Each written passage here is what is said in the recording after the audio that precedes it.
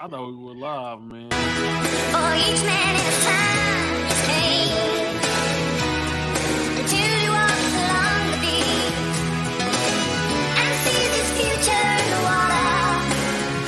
Along lost arms within his reach. I haven't needed the world to want. Sometimes men take matters into their own hands. You want answers? I think I'm entitled. You want answers? I want the truth. You can't handle the truth.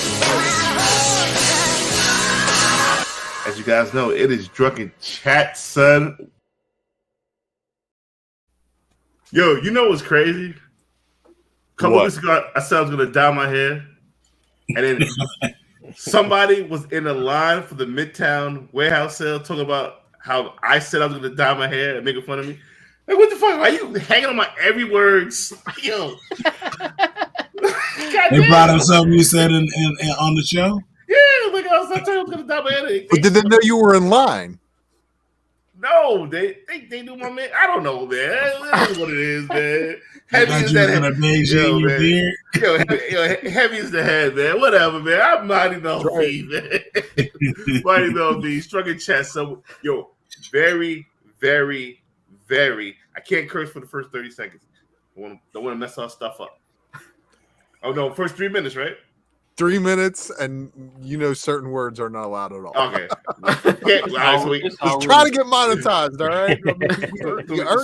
You earn the clicks. Yeah, we can't curse for the first 3 minutes. But this is a very, very, very special Drunken Chat, son. Because one of the first publishers I ever wrote about on Comic Kingdom. Big shout out to Tony Hammock once again for giving me the opportunity to write for Comic Kingdom Up, and it was a pleasure, it's an honor to do that, and I will be back writing for them as soon as I get my life together. But how about this more appreciation? Yo, Creature Entertainment, Juan Navarro is in the building. Where's John at? Oh, he's like so camera shy, man. He's such a he will never get in front of. He'll talk. If he was here, he'd be right over here. Be like, "Hey, man, what's up? What's going on, bro?" He'd be talking like, "Oh," but he will not get in front of a camera. Well, I mean, he can get on. He can get on and not be on camera. Well, we do that. I should have told him. That. I was telling him like, get on, but he never. That's I'm the mouth. I'm the mouth of Creature Entertainment. Every time there's an interview, I'm the guy who has to go out there and blah blah blah. Hold up, mouthpiece. Mm-hmm. Nico, cut this shit out, man. Stop. All right, stop. Nico, cut it out. Anyway, we're gonna do that right now. We're not on Hot 10. Nico, cut that shit out. Number 2, we go around. Then is it 3 minutes? It is now. What's up with dudes creating these alternate personalities for themselves, bro? That's weird to me. Weird to me. So what I'm really hearing is that you need a 3-minute intro, right? I don't know what's going on. But wait, how does that work? Oh, it's through Comic Crusaders, right? No, we don't know how it happened. Yeah, Aaron, thank you. Thank you everybody that's been supporting us now that we kind of got our stuff together. High Voltage Mark, man, freaking also, man, freaking if y'all need anything in the freaking pull box, let me know so I can freaking start taking some of this stuff off, some more discounts off from y'all. Jesus, is this a Facebook video? Why what's going? Is it blurry for you or something or what? Yo, fellas, introduce yourselves. We're gonna move my man over here. I am the old Thomas, and I want to thank everybody who supported Drunken Chat for a real long time. And I was going back through some old spec matrices here, and gotta refresh some slides. I do want to point out to July of last year. I hope everybody bought as many of those new Avengers 7's first Illuminatis as I told you to back then. But I'm redoing a couple of. I had to go back into that spec matrices specifically, and I'm pulling up a couple of books for tonight. So we got a spec matrix for tonight, but I do have to return to work in approximately 55 minutes or so. Maybe I might be able to stretch it a little bit longer, but we'll see. I'm working on it, final details right now, so stay tuned for some, deep dive and goodness that is the brain of the Ultra Maximum Speculation Matrix. Okay. Remo, what up, baby? Big Remo, Instagram, whatnot. Drunken Chat, Friday night, Saturday nights on the Comic Call crew. Yeah, man. Doing my thing, man. What's up with the fellas, man? Let me know what it is. My man McClay's in the building. Print running so high, we call him McClay, goddamn it.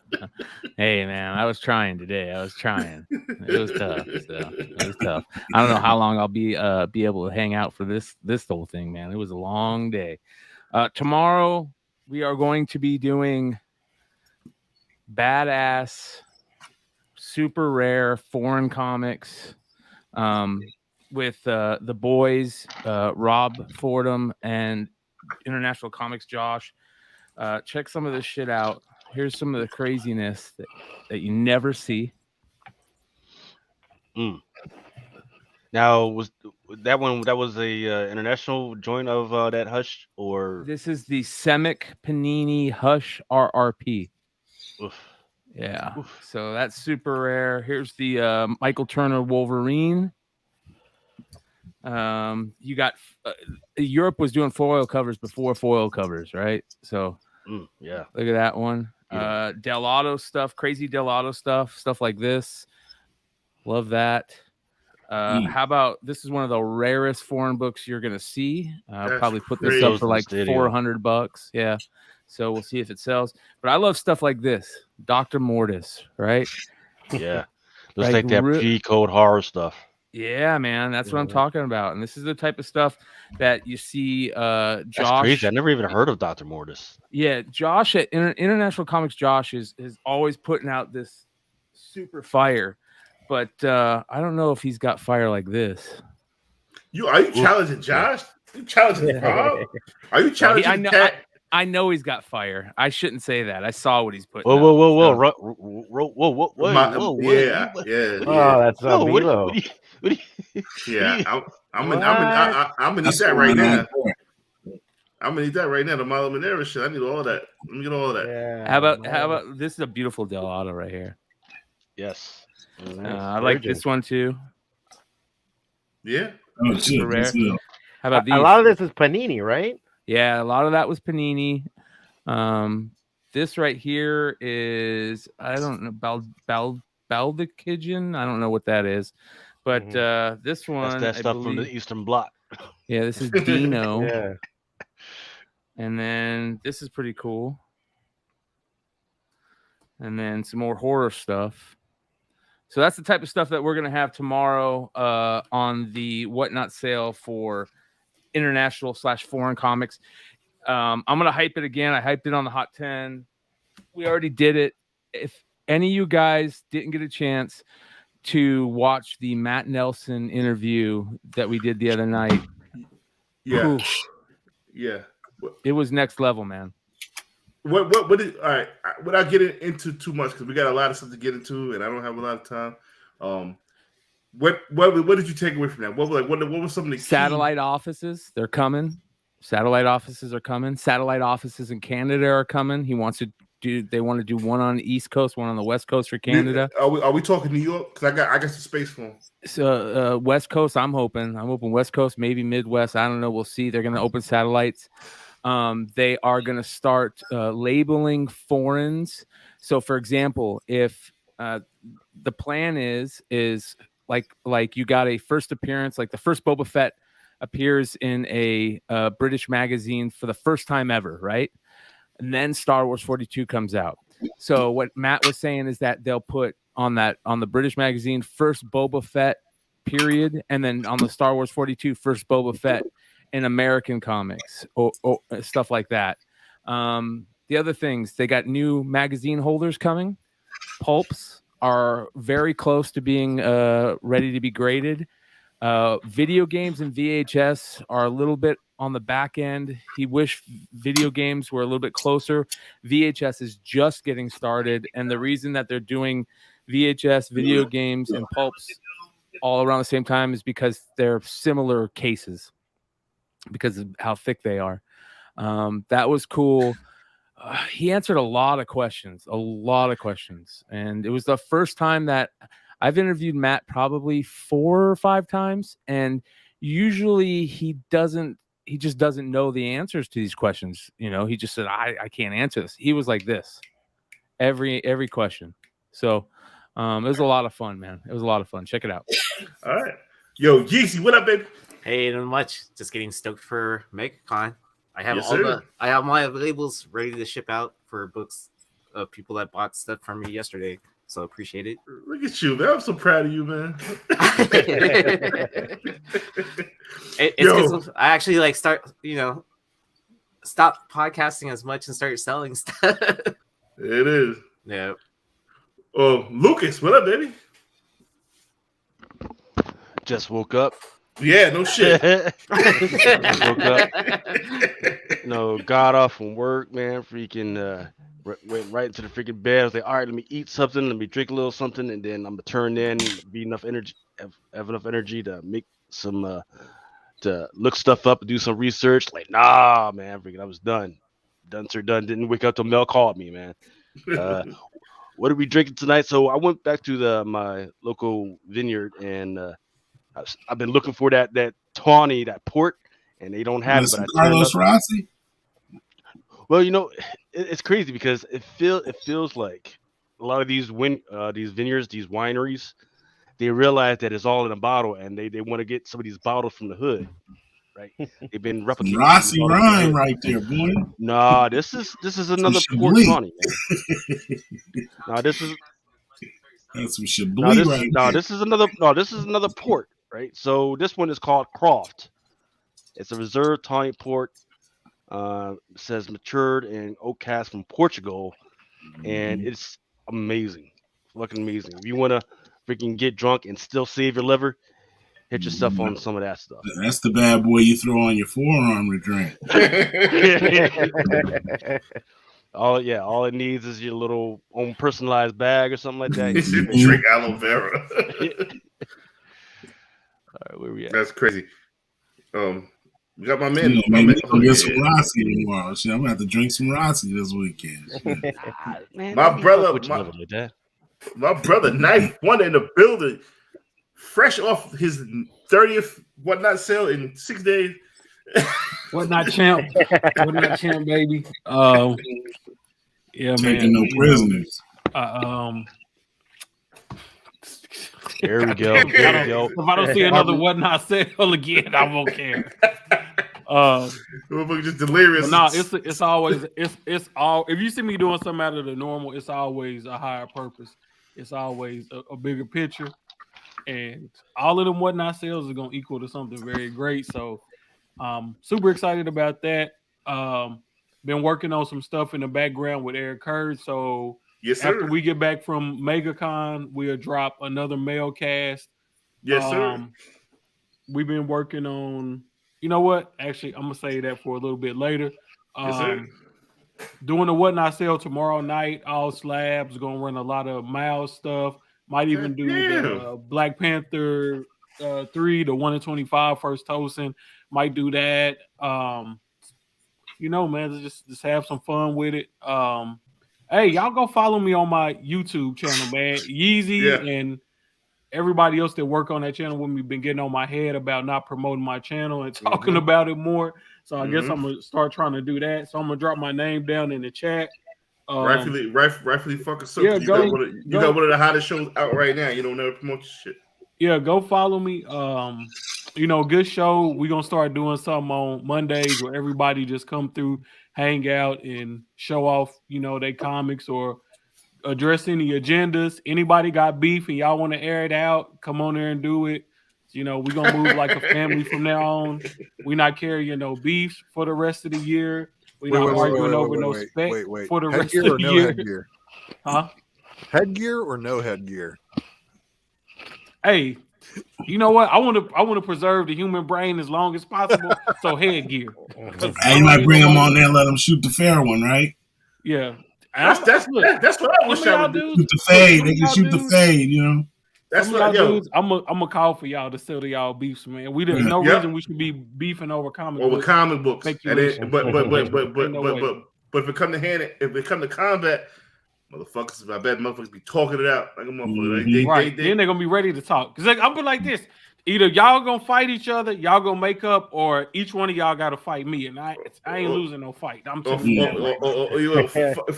it out and shoot it out. That's how we. And it's not nothing that they couldn't get fixed over a beer if they would live close to each other. That's what I'm saying. That's what I'm saying. And I don't want to get into all of that, man. No, it's like but no, for real, we just gonna be on there. We're just gonna be on there having fun on Monday nights, and chilling and hanging out, man. We all need to go on each other's shows and show support. I still need to go on the Amazing. I haven't went on there.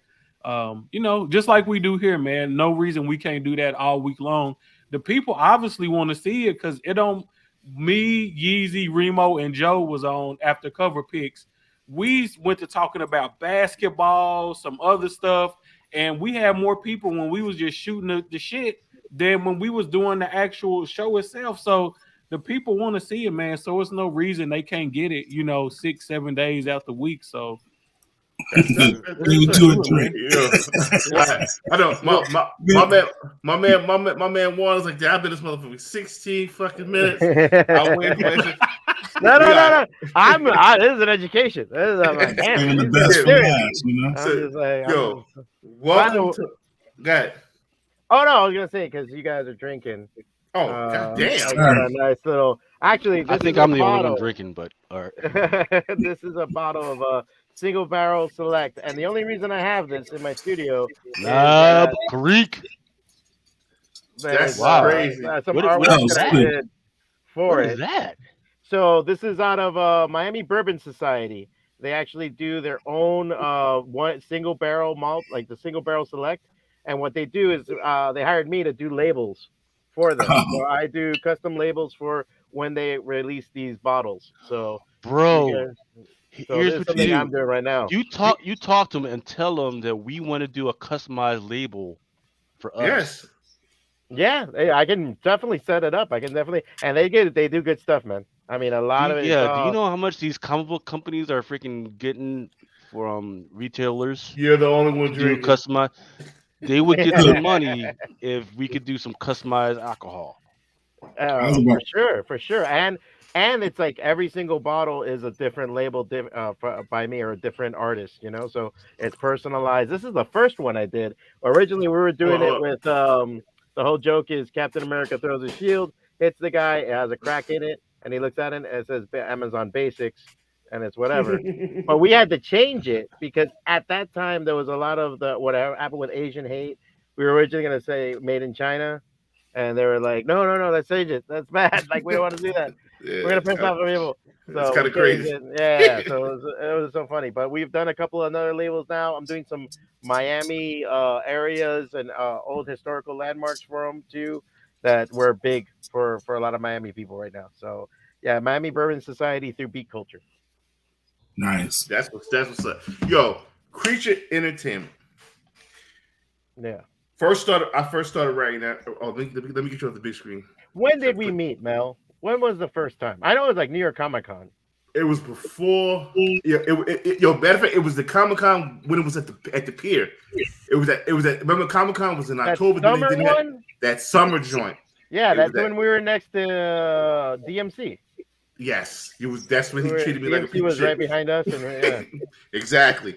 And I remember, wow. I remember reading about Tommy, and I was like, oh shit, this I want to. This is when I first started writing. So this had to be about 2012, probably. Maybe, yeah. But this was before I was married. So I was like, yo, I'm looking for my target was to meet Creature Entertainment. And I found that your booth was, as soon as you walk through the doors, you see the big Creature Entertainment. I was like, oh, there they go, right there. Yep. And we're right there. And I was so nervous. I introduced myself. You guys were some of the greatest greatest guys.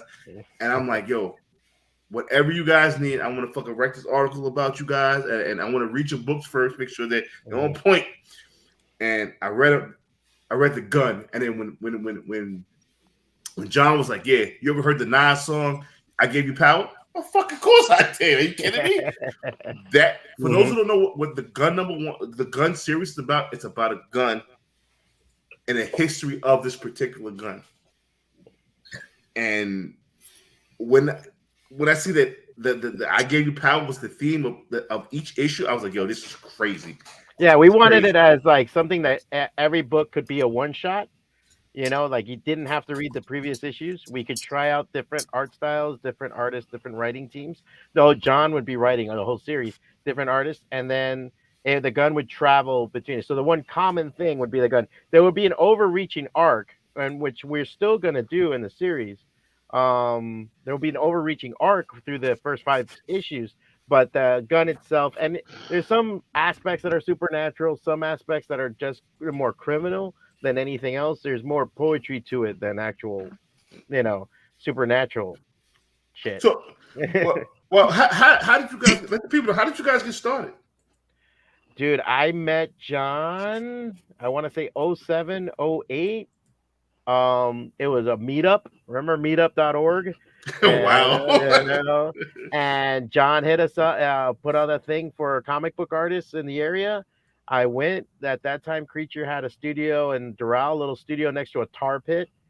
And we hung out. A bunch of artists were there, and I just got along with John. At that time, Julio, some of the other guys that were that Julio and John were still the core of it, and then I think Patrick Riley was there, and then I forget who else might have been, and then there was like the Casadas who because remember Creature also made movies, so we had prop masters, prop makers. We also had a director, Anthony Dones, the Casada brothers. So we had different guys, and we just came together. We're all like Miami guys. We all loved comics. We all loved, and I knew of John in a sense because I knew High Impact Comics from the 90s, because High Impact was the Miami comic book company back then. They were doing the variant covers. They were doing the first nude variant.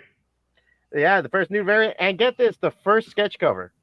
The first sketch cover in comics. It was double impact. And it was a white cover. They had this weird leathery paper. And on a whim, they're like, oh, we could draw on that at shows. So him and his partner at the time put that together, and they made it, and they would draw it at shows and sell it, and they were making buku. But I mean, this is early 90s, What, early 90s? Was that before the Gen 13 sketch cover? Yes. Wow. I would dare say it. I've argued with John about it. I'm like, no, you're not. You're not the first sketch cover. But from what I've looked at and what I can tell, it was like 91, 92. That's awesome, because I was actually talking about that on a show the other night. We were trying to figure out what the first sketch cover was. I think they did it. I thought it was Gen 13. Yeah. Yeah, that was I know they did it like on a whim. It was like something that the printer showed them some paper. It looked freaking cool, and they were like, "Oh, let's do it," because it had a leather look to it. It's like, "Oh, so let's do this leather looking like white leather," and they did a black one too for this book, but they ended up drawing on it, and they were like, from there, it just turned into the sketch covers. That's awesome. Do you know? I think that's interesting because you guys remember Midnight Suns when they were doing like the black covers. That's the ones that I've got probably 100 of.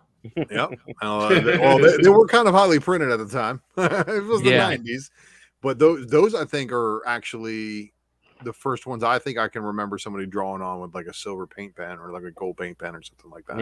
Yep. There was also wasn't it Deathmate? There was a black cover for Deathblow. Deathblow. Deathblow. Yeah, the all black with the red embossed cover, but it was like a hidden image from Jim Lee.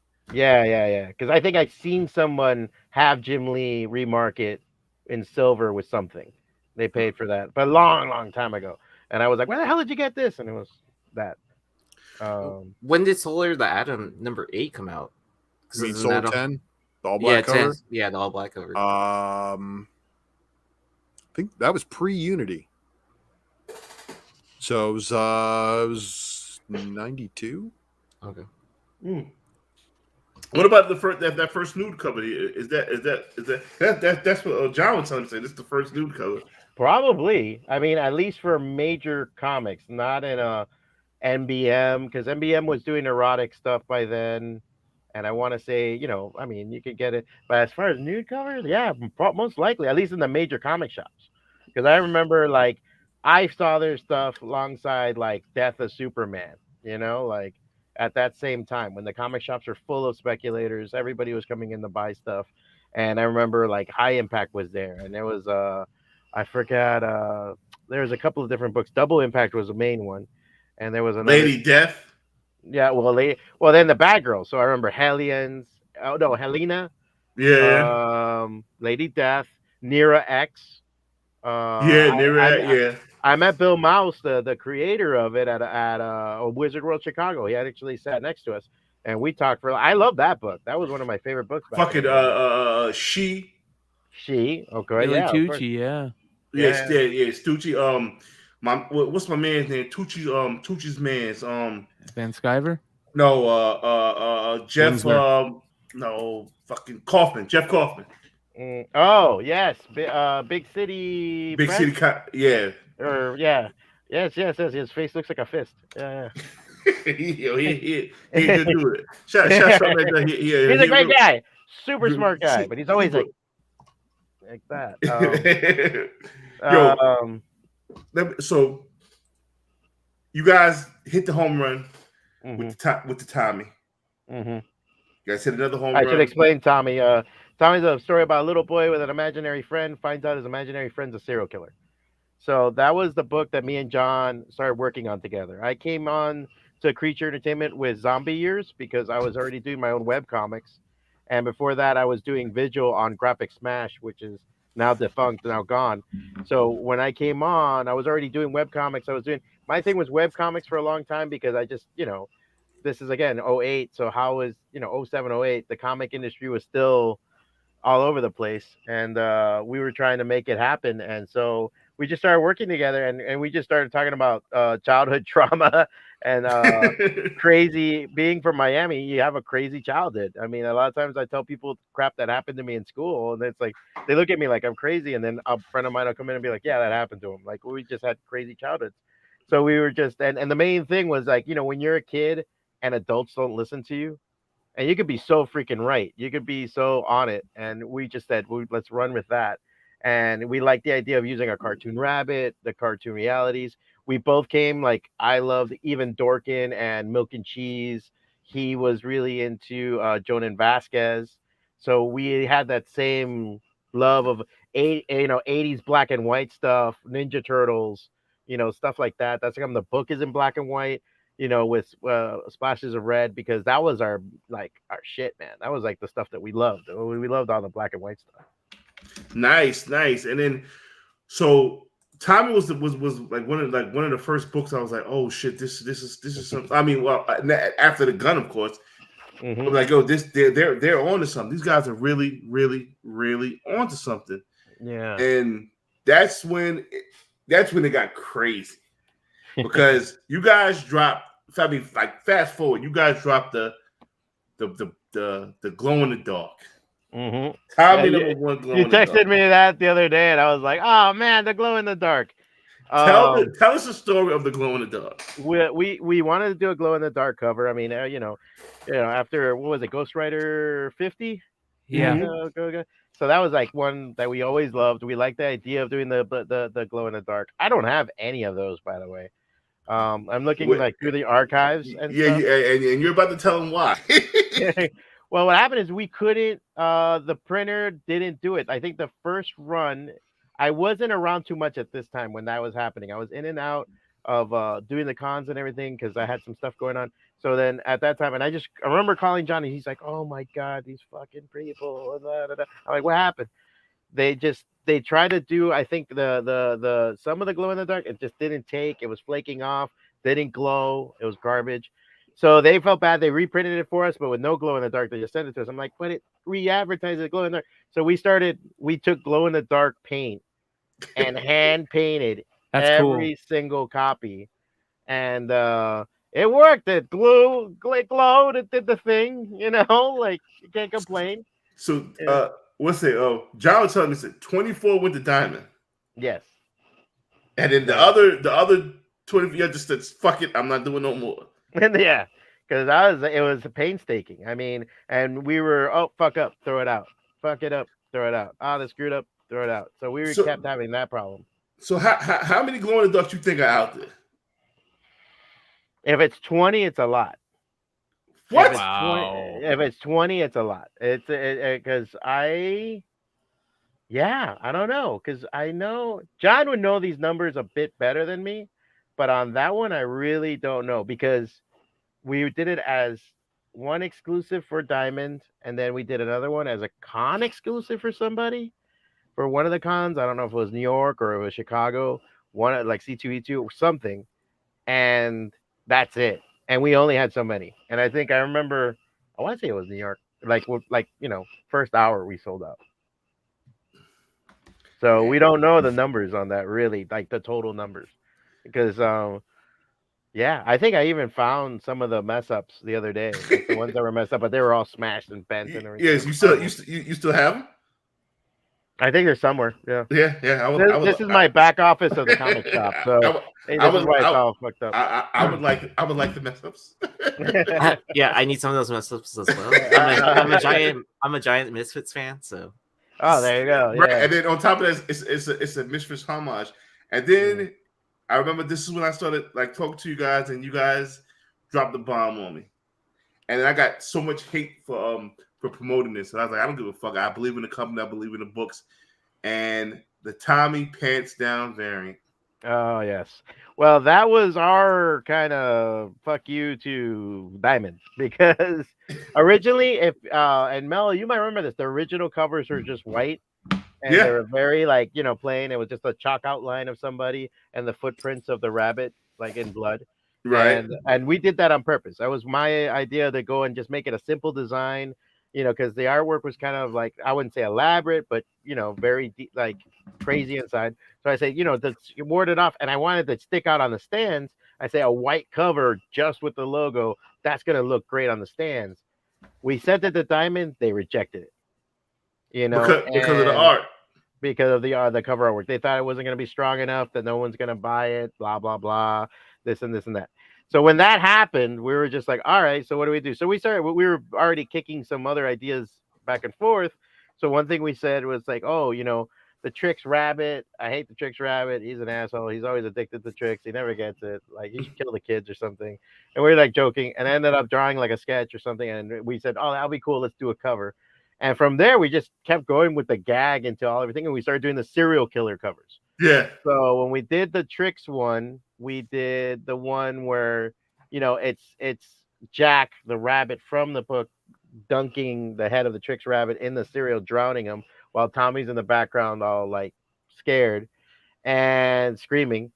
And we just had him like that. And then I decided this is like, okay, I'm just gonna draw this one with Jack with no pants. And we were like, oh, so it's like he's raping him. So we decided to do that. And then we said, you know what? Because they rejected it, they're like, we're gonna slip it in. We're not even gonna announce the variant. We're just gonna slip it into the print run. And we just we'll go to look. John's watching, so now he's texting me. So it's still it's no fuckery like a lot of these store things are doing. So it was a legit 100 you slipped in there. Yeah. So yeah, about 100 copies, and we just said where it goes, and that's it. I know one with the Midtown, and I remember telling my boy Danny, shout out to my man Knowledgeable Danny. I was like, yo, there's a Pants Down variant. What the fuck you mean Pants Down? Yo, he's searching through all the Tommies looking for the Pants Down one. Yeah. But it was Tommy on this shelf, but it was another group of Tommies on the other Midtown shelf here. And I'm looking, I said, oh shit, here it is right here. I pulled it. They say, oh, you already got one already. Let me get that one. Get the fuck out of here. Yeah, I mean, like this is one of them, one of the covers that we did. The Rice Krispies joint. That's the Rice Krispies one. So that one, like, I think we used it for C2E2 or something like that. No, this was actually, Comics Exposure. We did this as a Comics Exposure variant. This was drawn by me and colored by Emmanuel He's out of LA now, and yeah, we just did it like that, and we were just publishing a lot of them that way, and we did really well. John just told me that 25 went to diamond. What was it you said? Well, for the 25 glow went in to the, diamond. Yeah, the glow in the dark. He goes, we made like 40. Diamond took 25. We sold the rest at $50 a pop. so it's So yeah, so it's 60. yeah. No, 65. it was 40. 25 went to diamond. So about 15 went to the Wow. yeah, because I remember it was a big. I forget if we were printing with Marquise or Transcontinental. It just was a huge back and forth there with it. Wow. Yeah, Okay. so we did a lot of stuff, and it's always worked out really well, man. I mean, and in that time, that's how we discovered Jeff the Cow. We had Right. Patrick Riley, Jose Varice. The Yeah, studio when it was at capacity was about 10 different artists and writers. but yeah, you guys were just like the launching pad for some of these fantastic artists. Patrick Riley, his Forgive Me Father cover over $100. Yeah. I mean, the Jeff the Call launch pad for Jeff the Call. Bro, you see the Forgive Me Father number 2. Well, I want to show this. This is the Patrick Riley cover for the graphic novel. Wow. And we made a print of this. We've had it out before. But you got the book though. Yeah, we always had the book, like the graphic novel that collects the first 5 issues. But there's an individual book of that same cover, right? Yes, that was actually issue 1. Pat was already part of Creature. We were talking, and then one day I had done the concept sketch because we wanted to do the Copper Tone ad. It's a zombie, post-apocalyptic zombie tale that takes place in Miami. So when we were doing it, I was like, the Copper Tone girl's huge here. Let me sketch it out. I was gonna try to do something, but I was like, I don't want to like kill a girl. That's horrible, How about a bikini chick and da da da? And he goes, hey, can I just do something for that? I'm like, yeah, sure, man. And he was just messing around. And when he showed me like this actual cover, he was like halfway done. He just had like the pencils kind of done, and it was amazing. And then I just begged him, please finish it, please, I want to put it on something. Do you pay attention to the secondary market? I try to as much. I have to admit sometimes I don't, because like it's just weird to Google yourself, like to be there. Like, how much is my book going for now? I know they go for stuff. People come up to me. They call the store. So you guys know, I text you. Yeah, he texts me. I mean, so the other guys might not know, but I own a comic book shop too. So I run Goblin's Eye. So I'm always running through that. So it's funny when I fall into something and somebody tell me, oh, this Jeff the Cow cover is going crazy, or this Patrick Riley cover, or your cover is going nuts. I mean, I've gone to other comic book shops and seen a Tommy pants down, CG Seed on the wall that I signed at like New York Comic Con. It's in somebody's shop. And then like the store owner doesn't know it's me, and they're like, oh, they had the artist sign it. I'm like, really? Oh, shit. I'm like, I'll make up stuff. I'm like, that guy's a prick. But it's so great, and I have to give credit to like, I love the Carl's work back when you guys showed me that Ravenous 3. And I was like, this dude is crazy. Like, and it's funny because look, Jeff was already like a known artist kind of in Miami and a street artist. He was a young guy. He was known. I knew about him because I knew about him from the Wynwood scene and the artists that were doing stuff there, and I seen him in some shows, so I knew about him. And he befriended John, and I remember the specific day. I think it was Heroes Con. We were there. Jeff went with his portfolio to Valiant. This is before Valiant got bought out. Asked them, oh, can I do a cover for you? Blah, blah, blah. They wouldn't even look at him. They wouldn't even look at his portfolio. They were too busy. At that time, the former owner was friends with John. This is the thing. John knows a lot of people in comics. He's been in comics for years. Yes, he does. Jimmy Palmiotti, like Tucci, Casada, all those guys say hi to him because he knew him from back in the day when there were nobody. And David Mack, all these guys. So when he saw and he's like, what? No, they're not gonna look at your portfolio. And he's like typical John style. He just grabs Jeff. He's like, let's go this way. And I remember being there like this. I'm like, oh my god, John, dude. And he just charged into the booth, went right to the owner. He was like, hey man, what's up? Remember me? 90s, da da da da. Cool. This guy's Jeff DeCal. He's an amazing fucking artist. Bam, and next thing you know it, Jeff got a cover from him, and from there on Jeff's talent alone, he just kept getting work. Every time we hung out, he's like, "Hey, I'm doing a cover for this guy. I'm doing a cover for that," and I was just super happy for him because he did his first covers with us. So I was just like, super nice guy. Super nice guy. The only thing with him that a lot of people will sometimes say he's a little quiet or he's dry. He's just a very reserved person. But if you once you're friends with him, he's like a big kid. He's awesome. Yeah. He's a great person. Super smart, super deep guy. Just a good person, man. I'm excited to meet him at MegaCon coming up. Yeah. He's just sometimes just very quiet. People take it like standoffish or like he's being a jerk. It's not that. He's just a very reserved person. He doesn't exasperate himself, you know. He don't want y'all all up in this fucking business. Well, that's the other thing too. I've seen Jeff be there with other artists like Mattel Scalera or all these others, and you could see the vultures circling. He better get used to that. And he's used to it. And they're just all trying to see what'll fall out of. Like if you throw away a paper, they're going through your garbage. You know, he's probably the hottest artist out right now. I believe it, man. It's just so funny because to me, he's Jeff, you know. But he's somebody. But he's very, very. This is the thing, and I would say for any artist that you might be looking at, he's somebody who's always going to be producing top-notch work, always pushing the envelope. He's not going to stop growing anytime soon. That's what makes Jeff exciting. To me, that's an artist you want to follow because you know he's not going to stop anytime soon. He's not going to go. He's always producing new work, new stuff. He's always thinking about his stuff in so many different dimensions that when we do hang out, I miss those days because COVID kind of messed it up for us because we have a studio here in the comic book shop. So we would all hang out here and we have a drink and draws and hang out. So Jose Varese would be there, Patrick was in town, and we would just hang out. And it was just funny because sometimes Jose was always drawing, so he's just there sketching on sketching something, and it's like 5 of us around him, like looking at like him just coloring in a Copic, and we're like, it's just like, oh, dude, how'd you do that? What was that? And we're just learning from each other. And he'll give advice to anybody, man. He's a good teacher like that too. Your question. What's up with Jose Varese? Jose the Beast. Yeah, the Beast Varese. Thunderclap. Yeah. Well, we call them Thunderclap. He's doing his own thing, man. He's been very, very busy on his stuff. He's working a lot with Pharaoh Kane, producing a lot of sketch covers, a lot of different artwork. Just individual work right now. That's his thing. I see him every once in a blue moon when he comes by the shop and we still hang out. Other artists like Daniel Dolitsky is still here. Sometimes Kenny Calderon comes through too. That's another artist.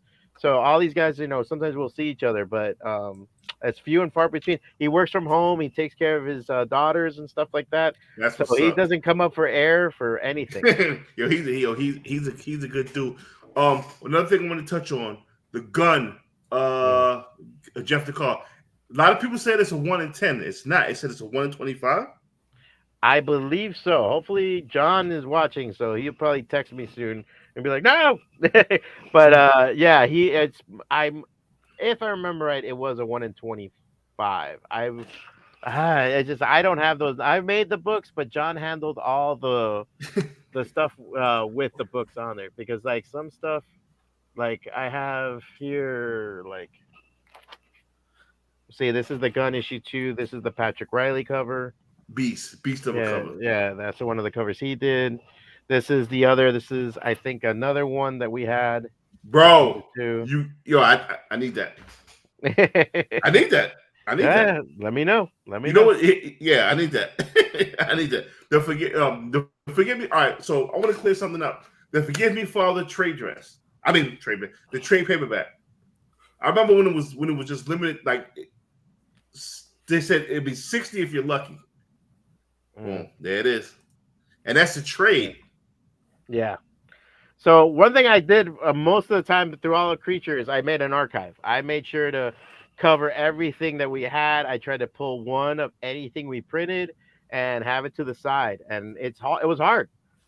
First, because John's crazy and he'll sell anything to anybody, and you know John's the type of guy that he wants to make sales on that floor. And I'm like, yeah, bro, but can we have one? Like, I think we've sold banners that we've had. We've sold, well, the banner when we From met. I think, Teddy. yeah, Remember Teddy? The movie Teddy? yeah, well, that was in the Ted 2. Yeah, Teddy. Ted 2. The posters that were in Ted 2 were in the Comic-Con scene. In that, they actually took pictures on New York Comic Con, liked their work. We sent it. We ended up in the movie, not us ourselves, but our work. So I was happy about that. So we sold everything, because the whole thing was we need money for the next show, we need money for the next book. Let's go. And so that's how he's always taken it as. So all right, so I gotta ask you. All right, so we talked about how great Creature Entertainment is, how Creature Entertainment built up. What happened? What caused the gap? There was three different things. I think a lot of us were worn out. Like as you saw, Mel, we were producing work like crazy, and we were just funneling stuff out. I was producing Zombie Years. I produced 9 issues of that. Ravenous. We produced Ravenous. We produced 2, and I want to say 2.5 issues of that, because the 3rd issue did come out, but in black and white. Because Rez, we were just talking about this. That was the other Jeff DeCal cover that he did. The rare was Jeff DeCal? I think so, because I think we only did about 100 to 200 of these for the Kickstarter. So this one right here, this is actually signed by the whole team. I wrote this. Jeff was at that time already blowing up, but he really liked the storyline. He asked me, "Is like, hey, can I do a cover?" I'm like, "Hell yeah!" So he did this cover, and then it was Justin Sneed on pencils and Nick Brustad on inks, and we did a Kickstarter. It blew out. It boomed out. It did really well. I sold a good amount off of Kickstarter, and then I sold the rest at the cons. So what happened was that it was just like everybody, a lot of us had to go back to, like, we're working, we had day jobs, we had this, we had that. I had a personal issue in my family. I had a sister-in-law that my sister-in-law at that time was staying with me because she had cancer. So I was just totally out of Creature. I remember that was the year I didn't go to New York Comic Con, didn't go to San Diego, I didn't go to Orlando MegaCon, I didn't do any shows.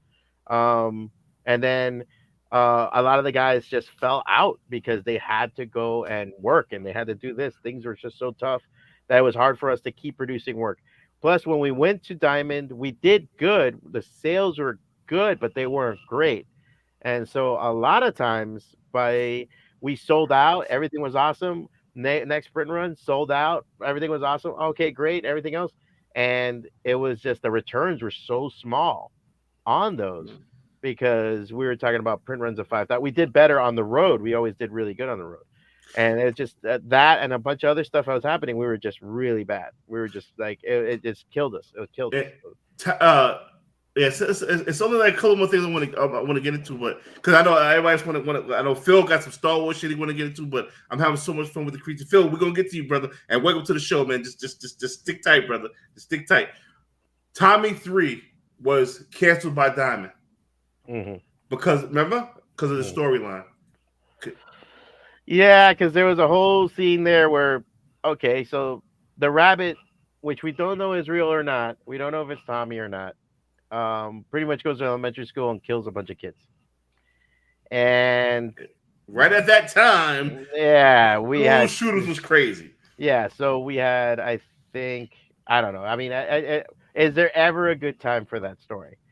But that's the point of telling it, because this is about a troubled kid and what's going on, and no adult helping, which seems to be the symptom a lot of times in those kind of books, and in those kind of stories and what's happening. So wanted to push it through, and in the end, it was one of those things that we just, what can we do? How can we argue with Diamond? And it blew a lot. It shut us down really hard. It shut us down. We didn't know what to do after that. And it was between that and then we were ready to make a comeback on the road, and then COVID hit. And when that hit, we were really unsure of stuff because we didn't know what was going on. I mean, the cons were canceled left and right. We didn't know what was going to happen for the next year or so. Yeah. But we kept producing. We kept making stuff. So we have stuff in stock. We have comics ready to go.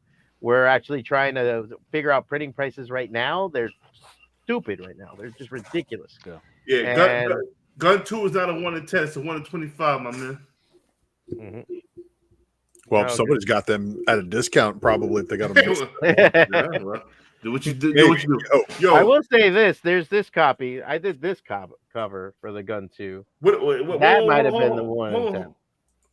I never even seen that before. That might have been the other 1 in 10 that we had For number 2? Yep. Let me get that. 97. I need all of that. Let me get that. I need all of that. Yo, now we you know listen, we talked about the downtime. Now, like a fucking phoenix from the fucking ashes, I want to see. Yo, you guys were gonna give me my first opportunity to write a comic, and I wrote the book. I wrote the issue number 3 was supposed to be me, but me being Mel. I didn't follow through, but I had a dope story, had a dope artist fucking for the interiors. I just didn't follow through. I didn't feel confident enough in my story, and that's what happened. But I'm confident all time high right now. Confidence at all time high right now. Yeah, we can do it now. I mean, we got busy with the comic book shop, and we're doing a bunch of other stuff. We were, the Goblins Heist down here in Hialeah, and we got busy with that. But we're now, we're looking at that now too. We might go back to Kickstarter. I mean, look, we do have this Tommy number 1. This is the second volume number 1. This is a Susie. This was a Kickstarter exclusive. So explain Susie. She took over Tommy's role. Yeah, so now Susie's the new girl on the block, and she's in love with Tommy, but she's 10 times worse than him. And she just sees the rabbit as a rabbit. And this cover was done by Kenny Calderon. And this is the one that was signed by everybody involved in the book, has my signature, everybody else's. Kenny Calderon is a super dope fucking person. I met him in one of the Miami shows. His brother boxes. Yeah. Right? Yeah. Yo, Kenny Calderon is a super cool dude. Kenny's one of the best guys ever, man. I love working with him. I've been on the road with him. He just did Puerto Rico Comic Con, and I was like, I missed it. I felt bad for not going, not because of Puerto Rico, because it's a great show, but because I like being on the road with Kenny. Because me and Kenny's a road warrior, man. He hits it. He's doing commissions. You just see him drawing. He's a guy made for that. So after that, we're good. We do have already issue 2 ready to go. So we have the issue 2 of the second volume ready to go. Hold on. McClay, do you see that? Ooh, I need that. I definitely need that. Yeah. So this one was done by Daniel Delitsky, and I believe this is also I think maybe a Kenny cover. Yeah, Kenny Calderon. I think Daniel Delitsky colored it. So that's one of the other ones that we're doing now. So I got plenty of stuff here. This is the first Forgive Me Father. That was a Patrick Riley cover. One more question about Forgive Me Father. That shit came out 3 times, right? Can you show that? Can you show that cover again? Yeah. Gorgeous. That's the creature. That's the creature one. They had one before it was a creature, self-published creature. That was it was before Creature was formed. There black. is one out there. I forgot the name of the publishing company. John, if you're listening, tell me what the hell it is. But I have one where the cover was all black. The self-published, and it's from Creature on the back. It's Tommy on the back. Yes. That was Creature. That's probably. I want to say this is probably the one that went to Diamond. That's the one that went to Diamond. Yes. There was another one that we used for shows. Okay. So we did that too. So sometimes we had a certain cover for shows, a certain cover for Diamond. And that's how we kind of ascertained. There were variants that were only for shows. Sometimes we did it for a specific show. So they were like, okay, there were C2E2 exclusives. There were new NYCC exclusives, Emerald City exclusives. I think Heroes Con also. First, will we see? Bulletproof Comics. Forgive Me, Father was originally Bulletproof Comics. So they're out there, people. They're out there. Yo. And it's so funny because it was almost made into a movie. There was a movie made that we made on our own that was independent, but John was approached by, oh man, who was it? What's this guy's name? Ridley? No, not Ridley Scott. No, the guy who made the bad Batman movies. Tim Burton? No, after him. Joe Schumacher. Really? Joe Schumacher's studio. He was approached for it and everything else. And, it's Creature, even being a company, everything is creator owned. So it's his baby. So when they approached him, they asked him, they gave him a certain amount of money. And I told him, hey, man, you do whatever you want. That's your book. You know, as a group, we were like, whatever. But they wanted all the rights to the book, everything. Because I thought, oh, man, this is great. Say, you know, I can put a sticker on here. It says, soon to be a movie at Joe Schumacher. Hey. And we could just sell copies that way. And when I talked to John, the money that they were offering was so bad. And for all the rights of the thing that he had to reject it. Yo, That was like the 4 or 5 years that we had an agent in Hollywood. And he would shop all our stuff around and everything else. And we got close to producing some stuff. Like Rez was almost picked up. The producer that one of the producers that was going to produce Walking Dead, she was very, very interested in it. But we never got farther than a couple of phone calls. Man, listen, all those covers he's showing. I'm digging the canvas in the background. Yeah, so this is my studio. So I paint in here too. I draw. It's the back of the comic book shop. So back here, I'm an artist. Up there, I try to be a businessman. Yo, Will. So are we getting like this is one of the questions my man Ben S asked. Are we getting a resurgence of creature entertainment? Will we see more creature entertainment stuff? Will we see a gun number 4? Will we see Ravenous number 3? I will say the Ravenous part, that is really up to John and Jose. They got to see. I think there's an issue 3 done. It was just a question of the colorist. Believe it or not, colorists are really good colorists. It's hard to come by and really hard to schedule. If you try to put something together, it's a pain in the ass. But we had some people flake out, or they got onto bigger things. You know, Juan Fernandez was one of the colorists. He moved on to do Deathstroke with Rob Liefeld. You know, really? Coloring that. So when he left us, he was like big time, and he was blowing up across DC. I got artists on deck. Yo, God Tech, holla at me. Corey Ross, holla at me. I got artists on deck now. You know what I'm saying? I got artists on deck. Let me know what's up, because I want to help bring creature entertainment back to fucking promise. 2023 for sure, man. I mean, we have the gun number 3 is done. The gun number 4, I think, is almost done. The first 3 issues to 4 issues for the next Tommy series is done. Yo, Eric Hurd, holla at me. Yo, and see, everybody know Eric Hurd. I gotta put you on deck with Eric. Eric Hurd does all my graphics. Yo, that's the first name I should have fucking mentioned. Eric Hurd, let's go. Yo, I got artists on deck, bro. Let me know what's good. Oh, that's great to hear, man. I mean, and then I'm trying to think, what else do I got? I mean, we got Bubba the Redneck Werewolf. That was another one that was a Patrick Riley cover that he was done with Mitch Hyman. We did 2 one-shots with Mitch Hyman. I think we might be returning with something with that. This is another Patrick Riley cover. Another artist I'm really happy to start working with soon, again on Zombie Years, because he did 2 issues that we never produced. It was only for web, was Jude Million. He did this issue. Hold on, let me. And Jude, hopefully it's in there. Jude did Razor back in the day. I need Everett Hartso. And I need all of that. I need all of that. Yo, I'm trying to get Jude. Jude's been drawing. He's been working on stuff. We might be working together again. We were talking about it. He comes by. He's another artist that comes by the comic book shop.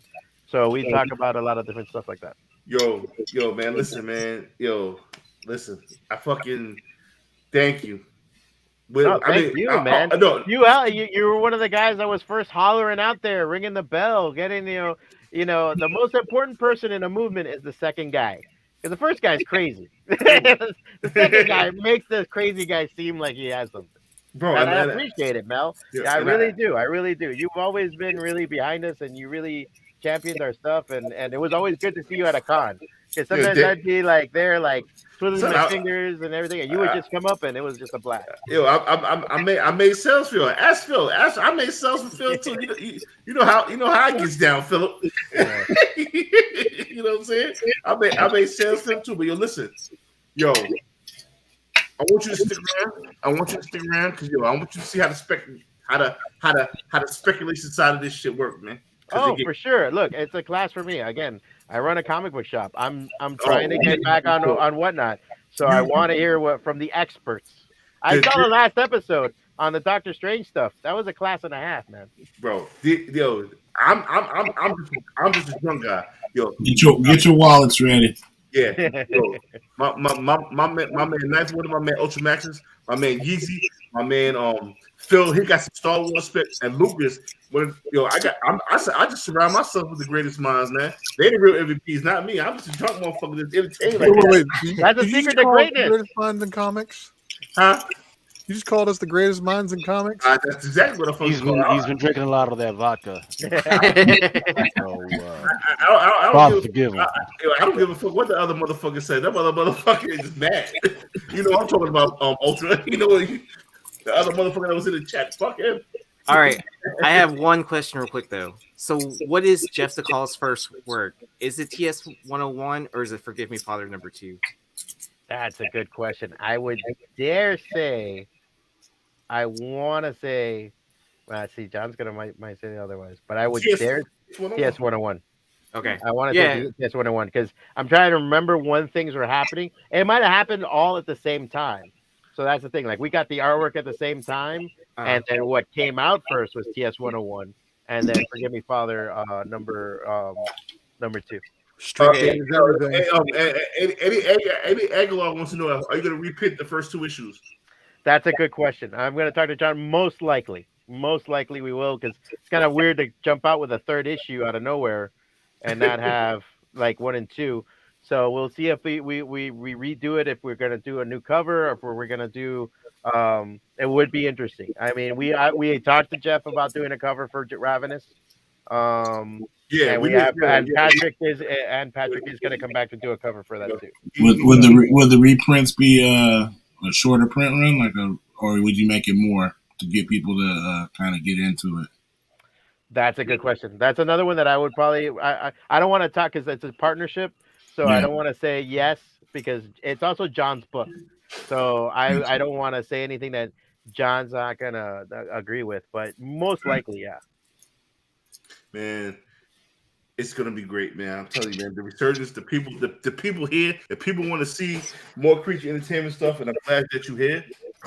You know what I'm saying? Man. I'm glad to hear, man, because I mean, like again, we're back in our little shells. We're drawing all the time. We're doing our other stuff, but we'll see what we do. I can't. I mean, I know you coming to the wedding in Miami. What do you mean? I'm getting remarried in Miami. I told John that. John didn't tell me that. Oh, Bill, I'm telling you that. I'm fucking telling you that. I'm there like a bear, man. My man. You getting remarried or you're renewing your vows? Renewing the vows. Say that then. Don't say you get remarried. Renewing the vows. Right, remarried. Does she know? Hey, good point. All right, so yo, man, I want you to stay. I want you to chill, have fucking fun with us, because we bugging the fuck out. You got your bourbon and all that, and we got to talk about alcohol adventures. We got to talk about all that. Yo, listen, Phil, do we want to see the spec matrix? You got to go. I know Phil got suspected. Phil, how long is your spec? Oh, it's not too long, but we could do the spec matrix. I'm late to the party, you know. I got you, Ultra. I'm gonna take care of you, God. I'm gonna take care of you, God. Tonight, you know. Yo, Juan, welcome to my world. Welcome to my world. This is the shit that's gonna move books in your store right here. This motherfucker right here, Ultra Maximus, motherfucking one of the best minds in the business, hands down. Just take it, bro. Just go. Let's do it. I don't know who this Ultra Maximus guy is, but I know this I'm a bum a wall. Yeah, this Batman uncle shit. I don't know what you're talking. It's not Batman's uncle. You're thinking of Ra's al Ghul. That's not me. So you all should be very thankful that I am your reality's Dr. Doom, because if you had anybody worse than me, then it would be a full-on supervillain who'd already taken over the world. I actually show restraint. So, welcome everybody, and as soon as Mel hits the screen, got you, baby. I got you. Boom, there it is. I can start talking all sorts of smack like I like to do. So, welcome everybody to another fun-filled episode of Drunken Chat, where you also get to participate in one of the spec matrices. This is Mighty Mel V's YouTube channel. Don't forget to tune in Fridays at 11:30 p.m. Central Standard Time, 9:30 p.m. Pacific Standard Time. Please stand by. Oh, we got that. What's the name though? We got that donations. If you want to get donations, See, Edwin knows the deal. I should be a consultant to every publisher, I think. Yeah, man. This is the Ultra Maximus Speculation Matrix, and I'm going to need you guys who are watching this one on a rewind to make sure you leave a comment, like, and share the video. Don't forget to subscribe, and don't forget to subscribe to my channel too, because I got a pretty sick giveaway. That's it's probably going to be a long box here. And who's ready for MegaCon? This guy. Us guys. Yeah, there were a whole bunch of guys on this panel are ready for MegaCon. Bolo, send me the schedule, goddammit. So send us all the schedule. Don't forget to check out Wanted Comics on Whatnot and on IG, and of course, don't forget to download the Whatnot app. But let's get moving, everybody. And I'm sorry for the slow transition there; it's not my fault. I want to thank everybody who watched the Spec Matrices last July. Yeah, as I said at the beginning of the show. A book that I had suggested back then was New Avengers Number 7. And I hope y'all listened, because y'all would have made out like a bandit. Despite Drew having, he had a warehouse find, but it's a new old stock of a book with an A cover. What's the big deal?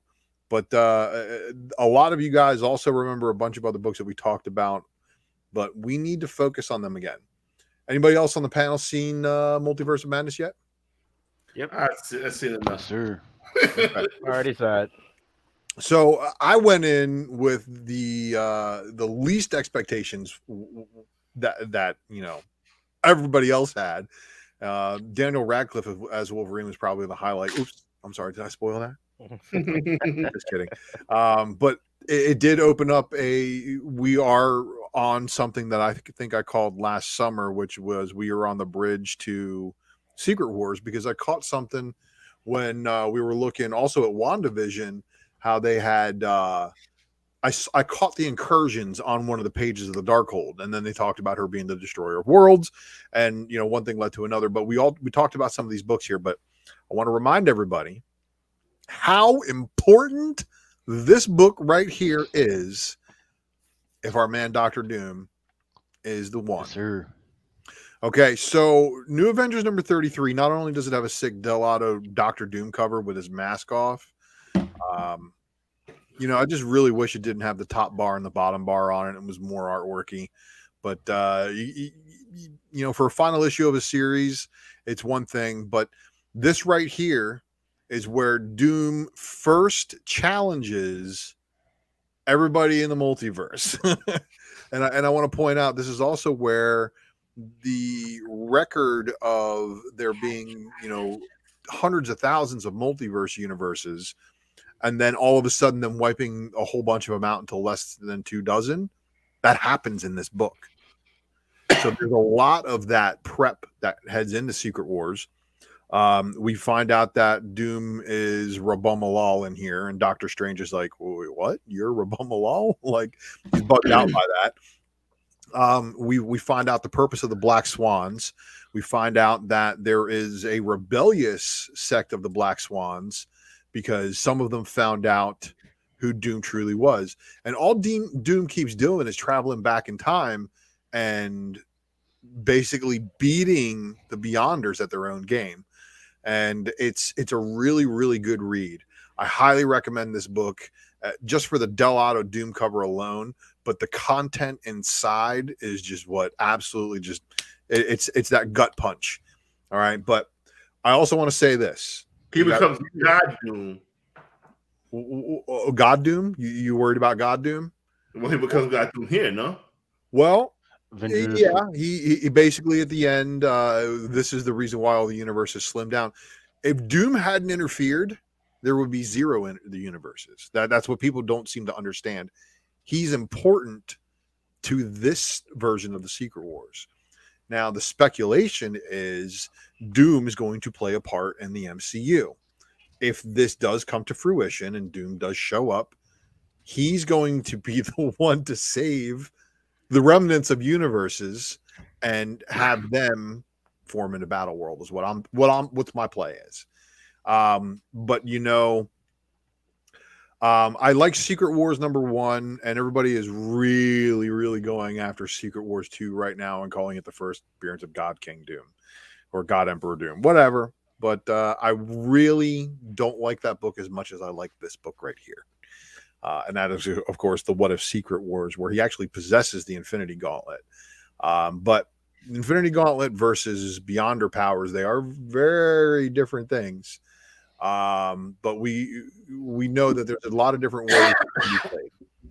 But anyway, there's still a bunch of other books to talk about in here. Juan, you need to be digging your fucking bins in your store for all of these books tomorrow. All right. I'm writing notes. So again, notable first appearances that we need to be looking out for now that we have an idea. Flat out the word incursions was dropped multiple times in Multiverse of Madness, and if you didn't hear it, you were asleep. Which I know some people said they didn't like the movie so much, and I absolutely fucking loved it. I totally loved it. But the incursions are a big deal. Now, what I don't love is that the only copy of the second print that I've ever owned, I actually sold to Ninth's Buddy. So that's gone. But I've talked about these previously. New Avengers #1 of this volume, the red cover and the blue cover, signifies the two different colors that the incursions could possibly be. When they are blue, it tends to be related to the map makers. And who are the map makers?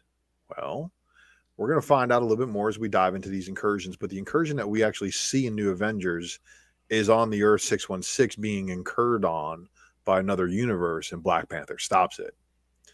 But they do explain heavily what the incursions are, how they're, in detail and such like that, which is the reason why this book has been doing pretty well since Multiverse of Madness dropped. This was the one variant of this book that I have never owned, and I really wish I would have picked it up. I could have gotten out. I bought the wrong one. I bought the other one. It's okay. It's okay, because there's another reason why, again, you guys know that I love that book, and Rabban Malal loves his Black Swans. Because of the first appearance of the Black Swan in all these books, Yabat Uman Turu, the Black Swan, whoever that may be played by, I initially thought when Amelia Clark was going to Marvel Studios to talk to them about castings and such like that, I really was pulling for her to be in this character. But again, she's the one member of the Black Order that we have not seen show up. Mm-hmm. So I'm really, really hoping that we do get another opportunity for her to show. But what's really, really cool, of course, is that not only is there the 1 in 50 Epting, there's a 1 in 100 Jeff Scott Campbell, and there's also a 1 in 100 Campbell. 1 in 150 Campbell sketch, and that's the black and white. So this also went a little bit ham because people were looking at the Defenders version of Doctor Strange that just was in the Multiverse of Madness and saying, "Oh, that's him on the cover there." And I was like, okay, yeah, it could be. But of course, with all the different possibilities of Illuminati members, this was in the previous time I talked about all the different versions of people that we could expect, but we knew Tony Stark wasn't going to be one of them because he was already dead in our universe. So I'm kind of, I really like the way Multiverse of Madness actually played out as far as showing us an Illuminati, but I love this one right here. This is her first cover. Her first, they say it's her first appearance is convoluted when you look in wikis and stuff like that, but when you actually read the books, she's clear as day in issue #1. But she doesn't actually get a cover until here at issue 4. But there's other places saying that issue 5 or issue 6 is her first cover. That's actually absolutely not true because she's clearly on the incentive there. So New Avengers #1 is a hold. Is what? It's a hold. Don't sell it yet. No, I don't believe it's I don't believe it's a sell. I definitely believe that's a book that if you can find them still. And remember this, New Avengers didn't really sell as well as Avengers did, but Avengers people eventually caught on. We're like, oh shit, New Avengers is tied in, still written by Hickman. So that's one of the reasons for the second print. But it really, again, it wasn't really a popular title. But we do have some other first appearances we really need to talk about if we are going to be heading into Secret Wars, which it's clear as day. That's obviously where we're heading. Incursions are going to eventually lead to that. Now, our man, the Beyonder here, he's first technically here. He doesn't actually take a form until I believe somewhere in Secret Wars 2 number 1. But this is the first Beyonder. And a lot of other people regard it as that. You're going to want to watch out, but for not only is there a second printing of this one because of a miscolored Galactus in the first print, but there's also a Canadian newsstand for $1. So you're going to look for that $1 cover price. Kind of a rare book, but we eventually see the real Beyonder. 3. Nah, this little guy right here. That's what the Beyonder actually looks like. And also in the back of a Herb Trimp drawn Fantastic Four annual, the Beyonder actually takes a feminine form. Very weird, right? Lots of anomalies with the Beyonder and the Beyonders and such. And I said Beyonders. Yeah, I kicked that fuck in the face. So these are the Hickman Retconned Beyonders. So these guys apparently, they're the same race as the Beyonder, I guess, but they first appear right here. So that's New Avengers number 29. They get mentioned in other places, but their actual appearance is right here. So there's also this LaRocca Welcome Home variant that ties into the return of Star Wars to Marvel. So there's also how does that tie in? That's the LaRocca Welcome Home variants were basically all the Marvel books had a 20 copy incentive variant that was a connecting variant. Okay. That led up to a Star Wars movie coming out. Gotcha. Yeah. Anyway, so one of the biggest first appearances still, and it's going to be in one of the older books, because obviously everybody who's seen Multiverse of Madness knows that there's a Strange Tales book out there. That's the first appearance of somebody that's going to be popular probably because of the actress who's playing her. Mm-hmm. But this guy hasn't shown up yet. And that is, of course, Fantastic Four and the Molecule Man. If the Molecule Man isn't replaced by, the Miracle Man, you know how that's all going down with Marvel and licensing and all that kind of stuff. So Molecule Man is likely to be involved if they, again, adapt from the later 2015 Secret Wars. So this is still, there's a Silver Age dive, obviously, if you can find it. Now, the other people, again, is these are the people that Doom goes up against, I believe, at the end of New Avengers 33, because these are the people that are responsible for destroying the universe. If they could, they would destroy the multiverse altogether. And that's actually what they would have accomplished in New Avengers 33. Again, had Doom not interfered. They can be first found in New Avengers number 2, which of course does also have this 50 copy incentive. I was just about to sell that New Avengers fucking 2 for fucking $1. So yeah, I bet you will. Well, you're going to start off with $1 a minute, I'm sure. No, I'm not going to fucking sell it anymore. That's taking out the $1 box now. How about that? So these guys, the map makers, and you really got to give it up to Hickman, because not only has he done wonders for the X-Men books in the last couple of years, but before that, when of course the X-Men were on blackout, he had done a lot of work here. And these map makers, again, these are another big part of the whole scheme with the Beyonders in reality and such. So they can be first found here in New Avengers number 6. New Avengers number 5, of course, is the one that has a Black Swan cover. And if you want to see more on the Black Swan stuff, well, you got to go back to one of them 2 really good spec matrices back in July of last year. So there are a couple more. The Builders, of course, very pivotal to the grand scheme for the Beyonders.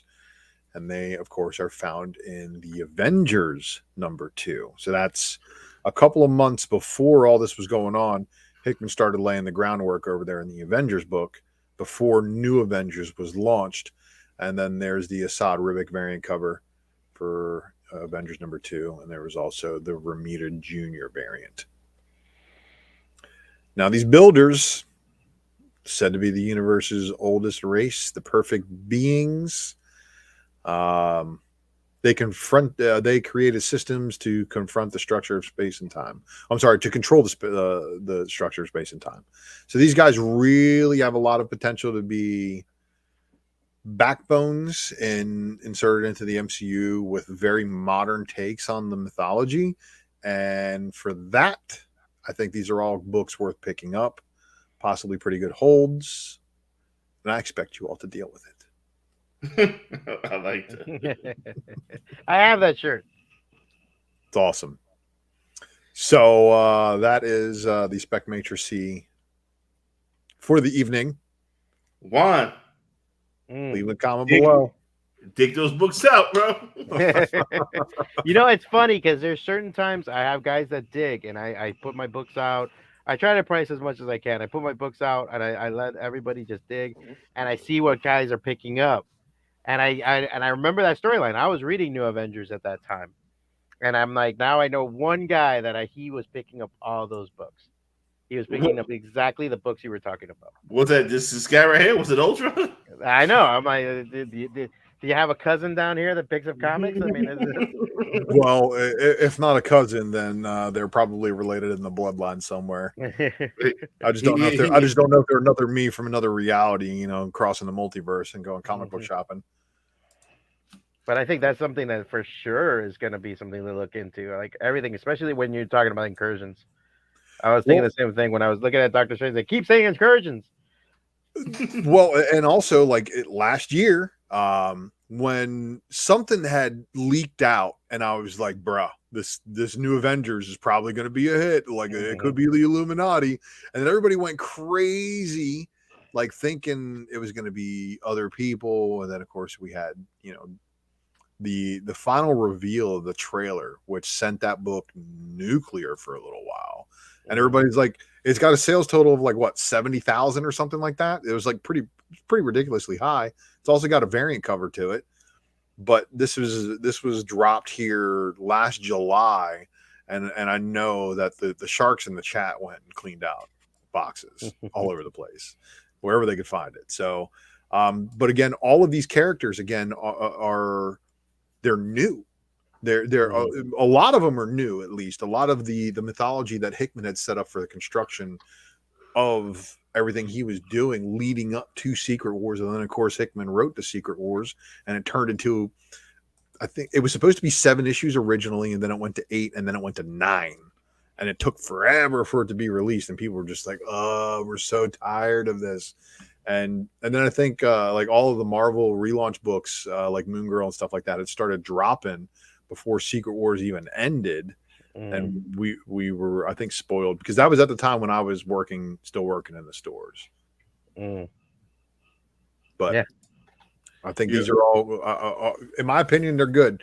They may be, they sometimes may be good.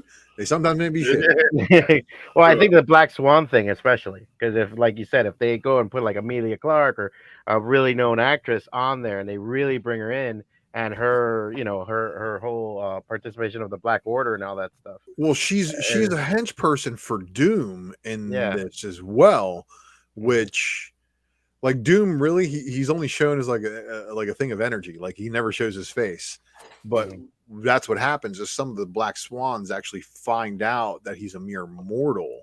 He's a mortal man who looks just like he does, and he tries to keep that a secret from them as long as possible. And seriously, that's why that New Avengers is probably one of the sickest Doom books to own. And if it weren't for those stupid borders on top and bottom, it would probably be like one of the best. A virgin cover of that would be beautiful. Yo. Yeah, Remo. And it's funny is that book was selling for like $20 for a little while there, right? Mhm. And then somebody, saw somebody selling them for $5 each, and I was like, I tried to load the cart, and they were like, no, limit 2. I'm like, mother. Yeah. So when you get one of the heads of Whatnot Marketing coming in to your show and to your spec to say that you fucking knowledge is being dropped, thank you. You get it. Yeah. So I'm looking forward to MegaCon because I'll be picking Ninth Wonder up and Mel up.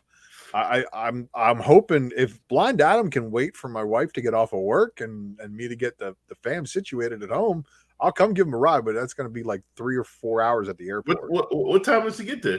He gets in like 1 something in the morning. No, in the afternoon. I'm like, bro, I can't. I'm getting there at 10 o'clock in the morning. No, at night. Yeah. Oh, yeah. Snap! I'm coming in at 10 also. Can I get a ride? I think 3 might be the limit if y'all got a lot of luggage. I mean, I'm just saying. Yeah, I think I'm literally. We can work it out. We can work it out, and if not, I do airport runs. It's cool. I can make it happen. I think I'm staying at the same hotel as Ninth, anyways. What the Rosen? Yeah. Yeah, but there's like 40 Rosens. All right, so just be careful with that, be careful with that. It's the international one. Yeah, I'm at There's like 4 of them on International Drive. I know International Drive, and they're huge too. Like, are they? Yeah, because they have like 4 buildings or something like that. So, that is scaring me. We'll work it out. No worries. Okay, but like I told you, Mel, I'm like 35 minutes away from the hotel. I got the one in the fucking convention center. All I'm saying is Thursday's going to be lit at MegaCon because it's the one day my wife took off of work to allow me to attend. Even though it's a short day, it's only like a couple of hours. I still plan on being there. And then after she does return from work on Friday, I'll be able to come probably hang out with you guys for a little bit down that way. Friday, I can't drink because I leave on Saturday. But Wednesday and Thursday, I'm getting fucked up. Bolo, give me this. Oh boy! And I already canceled the presser, so that's not going down on Wednesday. It's gonna be the first time I haven't done a presser in like a year and a half. I told my wife, I said, "Yo, listen, get some bill money ready, pre-recorded, just in case." Drunken Chat's gonna be pre-recorded. No, I said pre-recorded your show. Money. No, bail money got to be pre-recorded. Oh, bail money. Oh no. Oh boy. No, I'm gonna try to keep you and Ninth out of trouble down here. Don't worry. I think he can handle his liquor, so I think he's good. I've seen Yee do some miracle work. You motherfucker, Yee's the craziest motherfucker on the panel. Yeah. Hey, but I never get in trouble. I can't explain it. He's the single one. He's the non-married. Because he looks like he's a kid, man, and that's why they're like, "Oh, I can't put this kid in." He's a fucking Yakuza vampire fucking robot. No, but allegedly. I love you all like brothers, but I got security gigs blowing me up right now, so I gots to go and just mind your P's and Q's, and I won't have to come break your legs in the middle of the night. It's gonna be fun. I appreciate y'all and appreciate you in the live chat. Thanks for tuning in to Drunken Chat. Don't forget to subscribe and follow to always be first Whatnot stream is 1 p.m. So that's Mel's first up at 1 p.m. I hope I go first. I know I'm at B-side said he's going first. So okay. I'm do it from the plane. We got to talk about making sure people are in and can be ready in the booth before the doors open. You know what I mean? The earlier, the better. Bolo, whatever you put me in, man, I'm at your beck and call. You got to talk to Bolo, find out what time he gets into town, and if you can go, pick up some passes and such. Bolo be a man mystery now, man. Bolo don't love us no more. Yeah. Get a dip on y'all. Bolo, right. I'm making 6 figures. Fuck all y'all.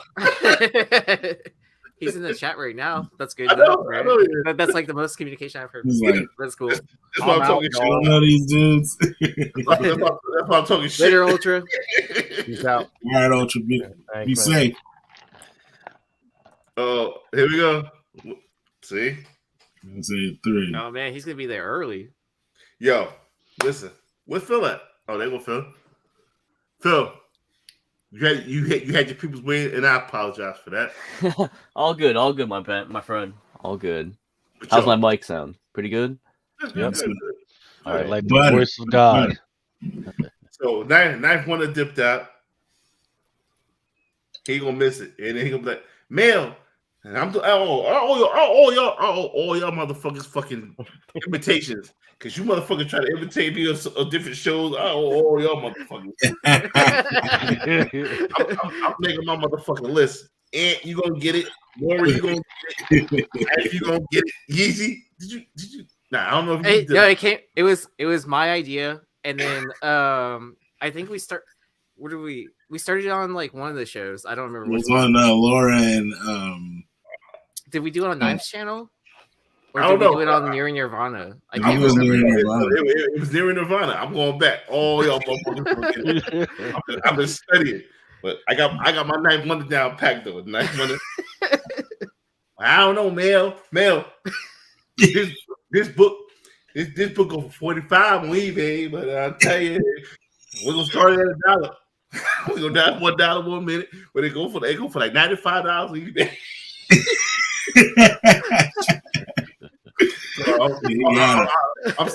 I'm still working on my knife one. I'm still it gotta be a little bit of a deeper voice. I'm hoping Phil's gonna justify like 2.5 of these short boxes over here. I gotta say before you get to all you motherfuckers gonna get it. Laura, Ant, Night, all you motherfuckers gonna get paid. Y'all get the goddamn wrath of this. I might spend Laura had a good time with it. But Phil. All right. So I gotta share my screen, all right? So, and if there's any questions, let me know. I can't see the screen. Let me know. Yeah, you gotta share it first. He's got the PowerPoint, man. Come on now. You gotta break it down. We good? Yo, I thought it was a big ass long box. What Phil said. We just see you, Phil. We don't see the screen yet. Let's see. You don't see me? We see you, but we don't see your screen. Well, I got you, baby girl. I mean, baby girl, baby boy. I got you. Okay, we good? Does it work now? There you go. It's double. That's how. Okay, hold on. There's like a screen in screen. Yeah. Lucas, is that the full screen right there? Yeah, we go. Hey, there you go.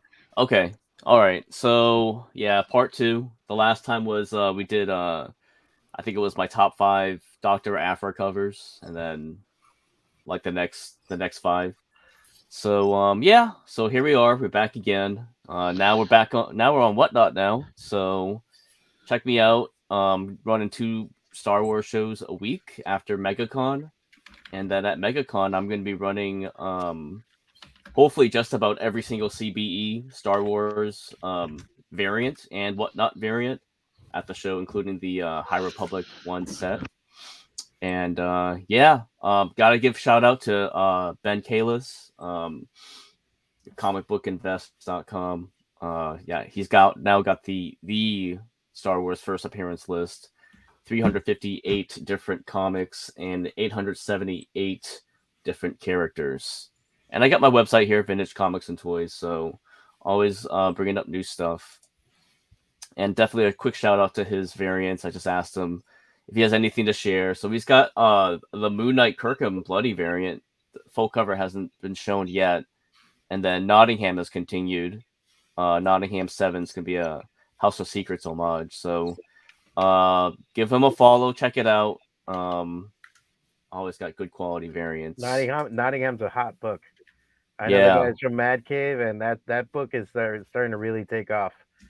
Yeah, I feel like that's one of those books that if they ever get a TV show, it's gonna blow the hell up. Right. First arc was good. Yeah. So here we go. Star Wars Republic 55. So it's an Obi-Wan cover, right? This was a real brutal, just a brutal battle that happened during the Clone Wars. So this is not canon, but it's kind of cool. So we're talking about things that are related to Obi-Wan Kenobi, just people who like Star Wars lore and they just love this stuff. So this is first appearance of the Padawan pack.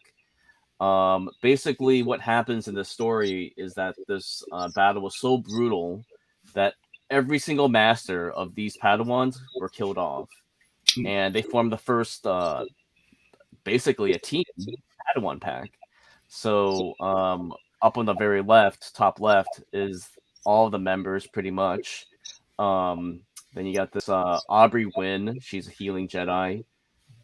Cass Todd, Tay Diaz. I'm probably butchering some of these names. Zulzis. Elora Sund, Window Nend, Mac Lotor, and Babish. I didn't have enough room to put him on the slideshow here. So basically, this is like probably one of the first times that like Anakin has to take charge. Like he thinks Obi-Wan's dead, and he's been taken off by droids to Castle Ventress. So I mean, this is kind of cool stuff. Just Star Wars lore itself, like, and you're kind of seeing like one of these old school stories that plays out in this comic. So, but yeah, all their masters get killed off, and then each one of them die, except for Anakin. So another story where Anakin suffers extreme loss and adversity. We're gonna get some flashbacks to Clone Wars. I mean, I don't think this is gonna show up, but it's something cool, you know? It's something cool. So that is Star Wars Republic 55. I think whoever wrote this and got the name for these characters probably got the names from New York cab drivers. Could be. I swear. The name on the card. The little name on the card. I swear.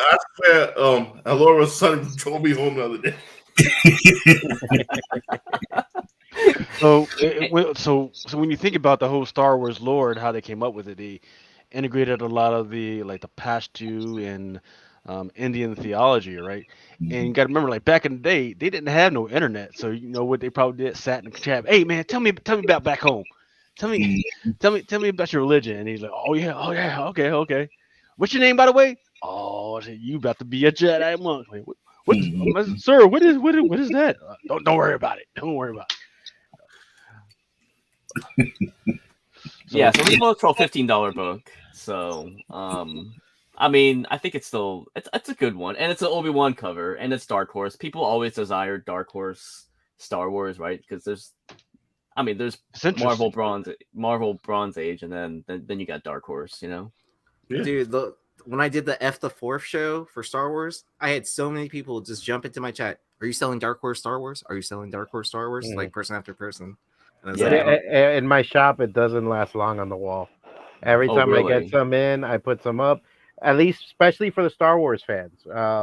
We have one guy that he collects he actually supposedly has one of every Star Wars book. His collection has everything, and he had there's a video of me actually doing his first Boba Fett, actually fixing it because it had tape on it. They packaged it wrong, and I actually was able to save it from him. I think it's on my YouTube channel, but yeah, it's especially, and I tell people a lot of times, like, yeah, okay, so it's not canon, but there's so many things they're gonna draw from here that you never know what's gonna drop. Yeah, and also because it's not canon and it's legends, just because they're dead, now they can come back if they ever bring them back. You know, like they just made Dirge canon, right, last year. Yeah. So that was huge. All right, so I think my next book here is related to Darth Maul. It is a origin book. Here we go, Star Wars Tales 10, and it's the origin of Darth Maul's lightsaber. I've dropped this in my Whatnot stream, so if you come check me out on Whatnot, sometimes I just drop random stuff like this. The one on the right, the art cover, is seems to be the hardest one. These were like the thicker ones. So basically, Maul goes into a battle, and it looks like he has just one lightsaber on the hilt, and then he basically stabs the guy that he's battling with the other double side, which is really sick. And yeah, Emperor is like impressive. You should name this weapon. I foresee it will tell great tales. Know my master. It like myself is nothing more than a tool in your fist. It is undeserving of honor. Let it be nothing more than it is an instrument of murder and nameless. So that is the origin of Darth Maul's lightsaber, which is kind of cool because people were seeking origin stories about Darth Vader's lightsaber, right? Kurikan Fala, that story arc is the origin of his red lightsaber because he has to kill the Jedi Master to get that Kyber crystal, right?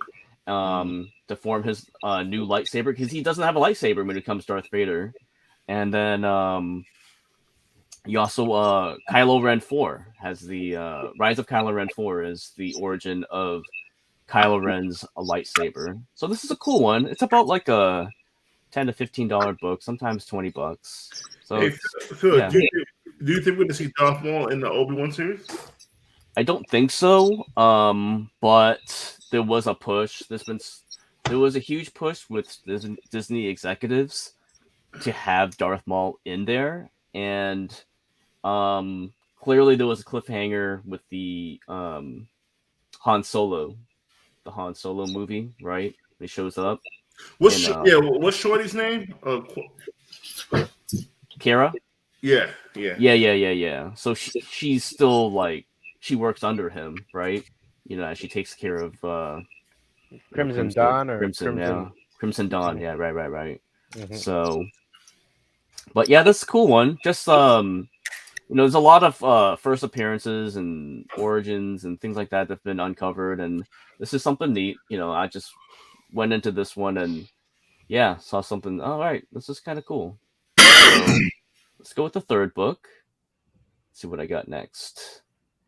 Now, this is the only cover spec that I have.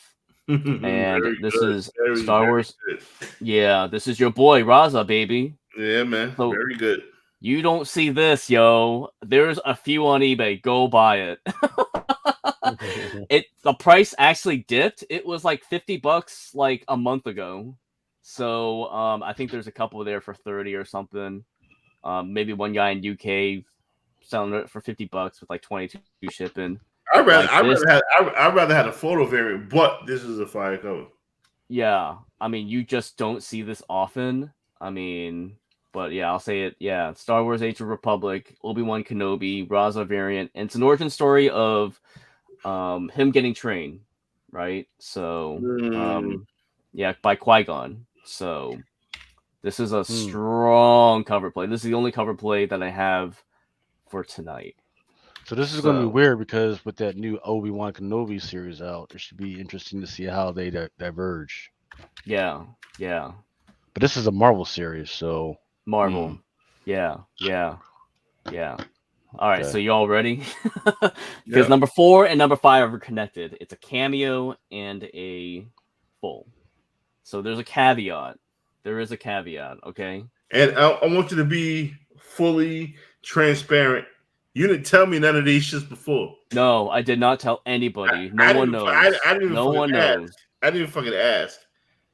No one. I don't. My man hit me up and was like, "Yo, tell me the Obi-Wan. Tell me the Star Wars spec." What the fuck is you talking about? So you got Star Wars spec today. I said I didn't ask nobody about the Star Wars spec. Yeah. So it's neat. It's neat. But there's a caveat. Okay. It's an impersonator first appearance. But it's the only comic book first appearance of this character. All right, so we got 2 prime examples here. Avengers 83.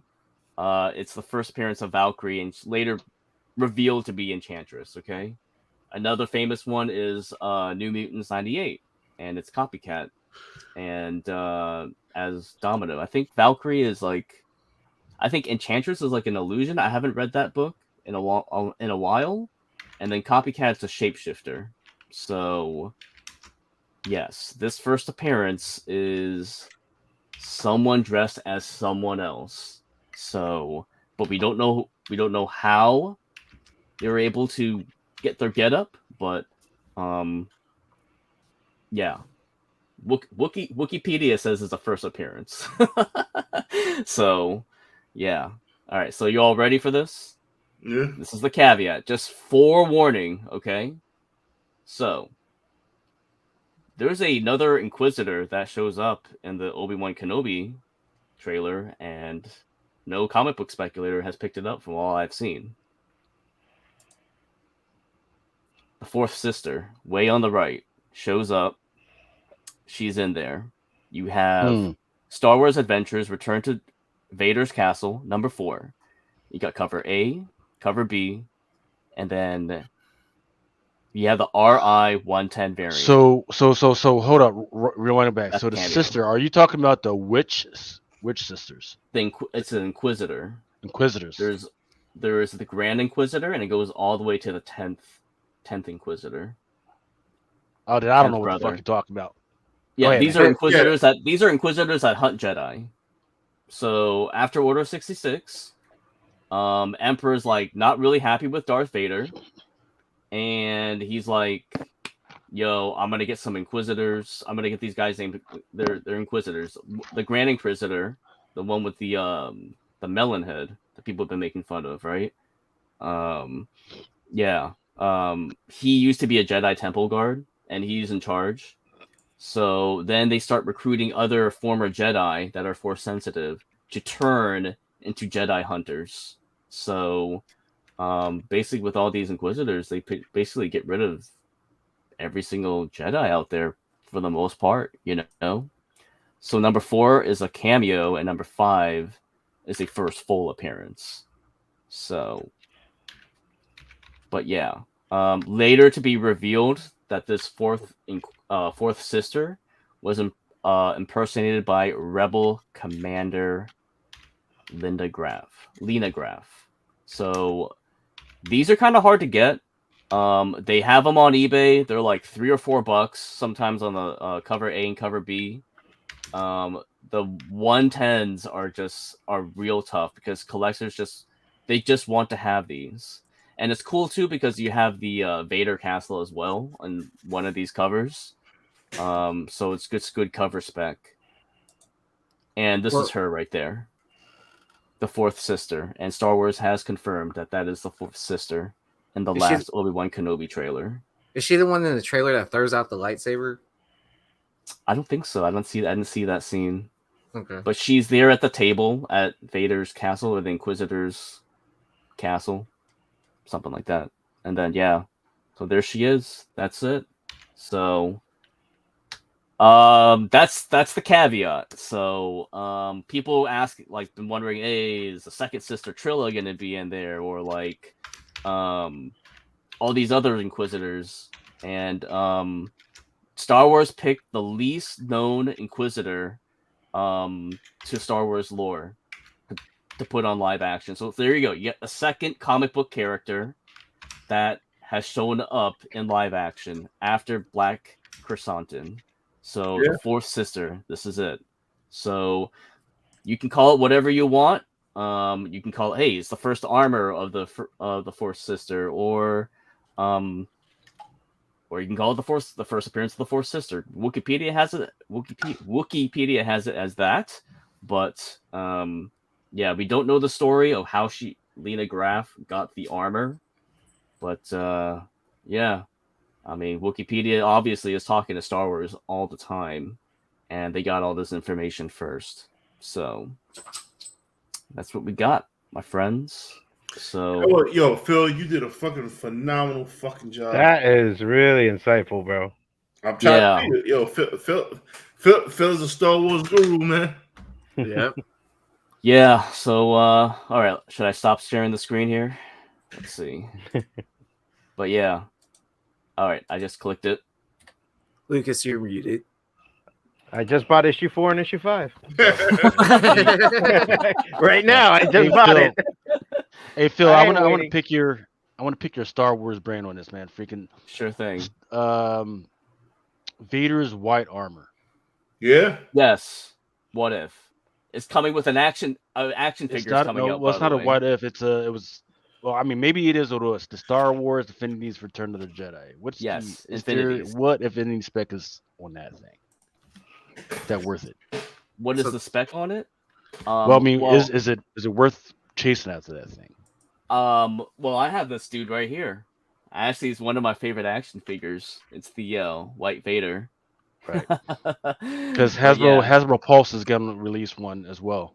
Right, so they're releasing I mean it's just a Star Wars lore, my friend, you know? And it's related to comics only. So And it's, and I that think was it's cool. that was Dark Horse, I believe, right? Or was that Dark someone Horse. else? That's Right. right. Yeah, and there's a newsstand and there's a comic pack variant of that one. So the comic pack variant came with 2 action figures. So But that storyline is similar to like the What If of Marvel. right, like What If, yeah. Well, anything Dark Horse is a what if. Well, Gotta yeah, I remember mean, I get that, but that story, that specific storyline is exactly like kind of like a what if scenario.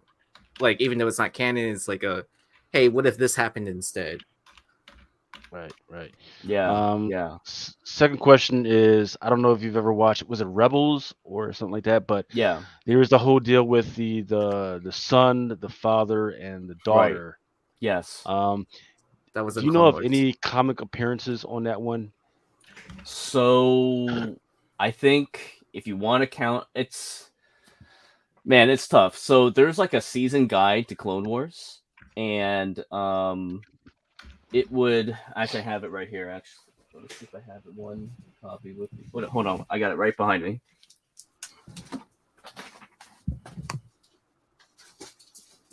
This motherfucker just happens to have it right in the back there. He's like a retailer though, so he has to have it, right? Shit, man, I'm a retailer too, man, but I gotta reach over shit, open up closets and shit. It should be this book, and it's a Okay, guide let to me all look for it. 7 seasons of the Clone Wars. It's not a comic book, but yeah, this is the official collector's guide to Star Wars: The Clone Wars. And there's one copy on eBay, and yeah, I got this from my comic shop. They're like $15 if you want to pick them up. So If you Star Wars. That's gonna be Clone another one Wars. that's gonna clear out tonight. This is $15 on my comic shop. Yeah, I don't think people Yeah. know even know what I'm talking about. So I think I'm good. Dude, Yeah, I know but- exactly what you're talking about, but but they I don't pick- know if that's yeah. in comics. Every single yeah.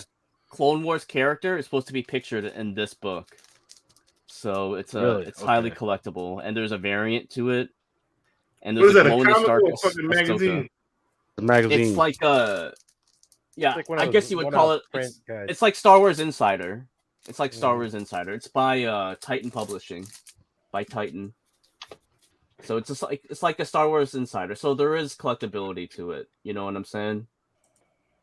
Yeah. So that's it right there. That's cover A. There's a variant with the Ahsoka clone trooper mask, and then there's a version of Ahsoka with the lightsaber, and From another Australia, one though. that's glow in the dark as well of that version.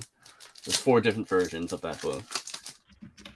But yeah, my comic shop. Yeah, there's only outside of my comic shop. There's one copy on eBay for $100. So I see Remo and Mel typing right now. So No. I'm typing as well. I just spent $20 on eBay, so I'm like, you know. it's I called. can't- This is the title on it right there. I can't. On my comic shop. I can't fuck with a lot of this bullshit. I'm just talking to my man Bolo and my man up the down. We're talking about whatnot and everything. You know what I'm saying? Clear it out, folks. Oh, we gotta talk about MegaCon? Yeah, we gotta talk about MegaCon. You're Yeah. Is Bolo coming on or what? He's gonna come on with the baby on the lap or something? nah, Bolo ain't coming on. I'll invite Bolo make too much money to come on Drunken Chat. and I learned to live with that. But if Bolo's in the chat and if he tells me to send him a link, I'll send him a link. Yeah. Oh, you see what he said? Oh shit. Jesus, $25 for fucking shipping though. Fuck. Nah. See, y'all didn't see what my man said. Y'all didn't see what my man said, right? No, I saw it earlier where he said that the voice actress. Nah. You didn't see this, right? Hold on. Matter of fact, somebody send him the link. Hold on. If I can't do it quick enough, somebody send him the link. Where my man at? I ain't holler at Polo in a minute. Here, Bolo, I'm sending it to you on Instagram. I got my man. I got my man. So we got Mel, we got Aaron, we got Ninth Wonder on Whatnot at MegaCon. Who else we got from the crew? Ultra. He'll be Yeah. there. Oh, Ultra's coming on? Oh, hey, nice. I mean, Yo, Juan, he'll be there Thursday. Juan, you come in the MegaCon, that shit right there.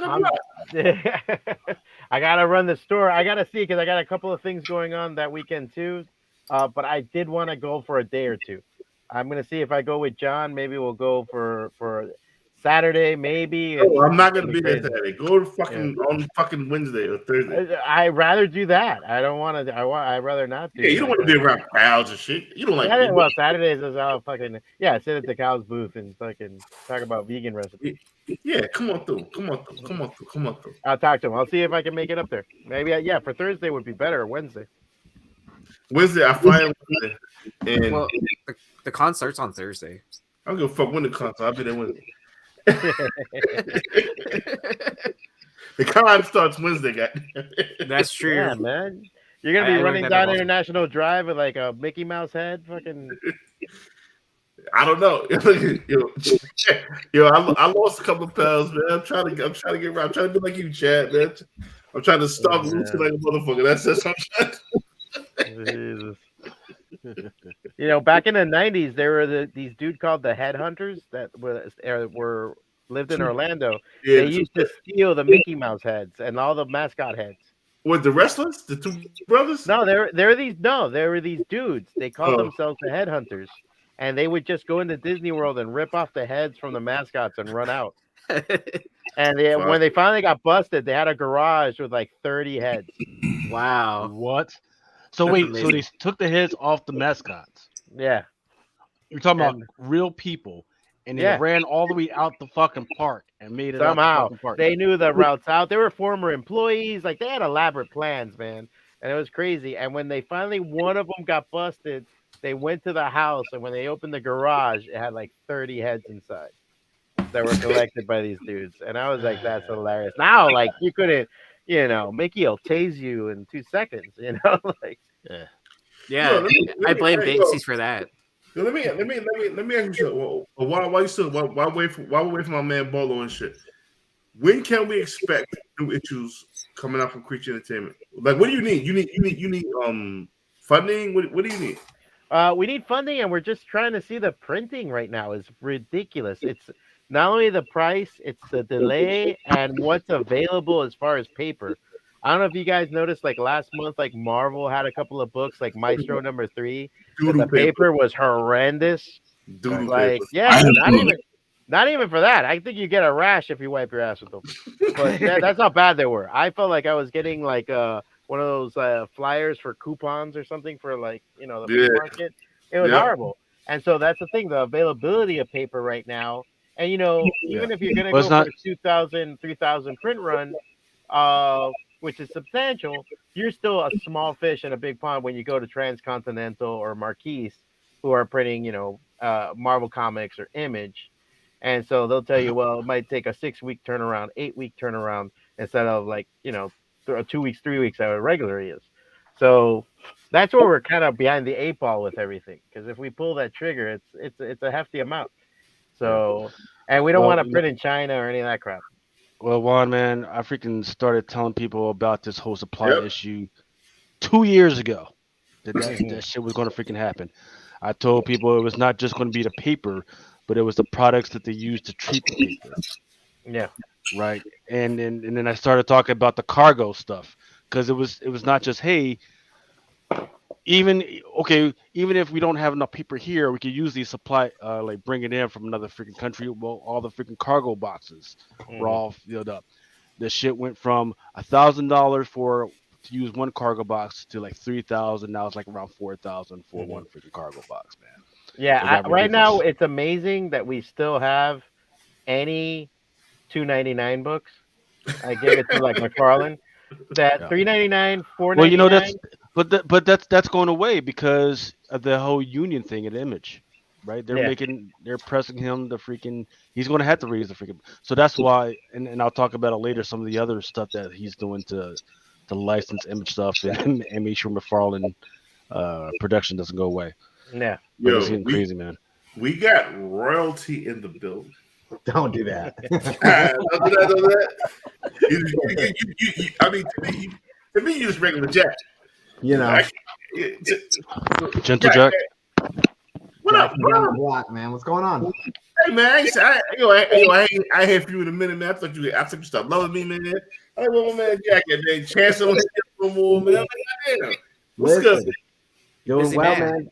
Yeah, man. Listen, I've heard that before. I can totally understand that. The only thing I can say is, man, with this crazy growth comes a lot of work. So there's a lot of exciting shit that we're going to be announcing in the next couple months that I think as soon as people see some of these announcements, they're going to be like, oh, that's what he's been doing.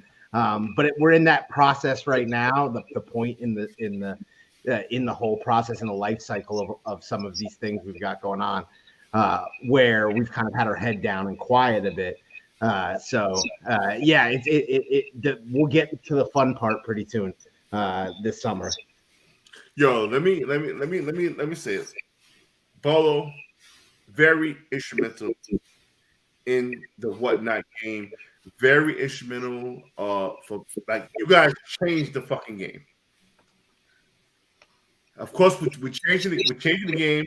You get haters and you get lovers, but you got more lovers than you got haters. Motherfuckers are hate on Whatnot. Motherfuckers always come back to Whatnot, and that's a fucking good major fucking thing right there. You know what I'm saying? I'm curious to see what you got going on for MegaCon. Can you share with us some of the things that you got going on in MegaCon? Yeah. And give it, let it be exclusive to Drunken Chat. Yeah, so I've had my head down for the last several weeks, getting ready for MegaCon, and I've done literally nothing but MegaCon prep.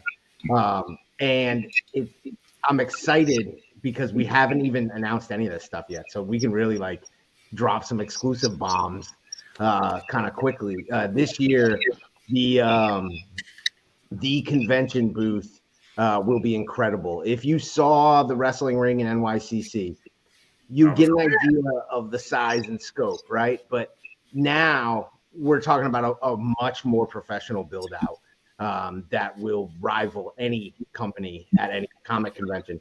An awesome main stage that will bring some of the coolest panel activities right to the main floor, as well as give streamers the opportunity really to be showcased in a cool way.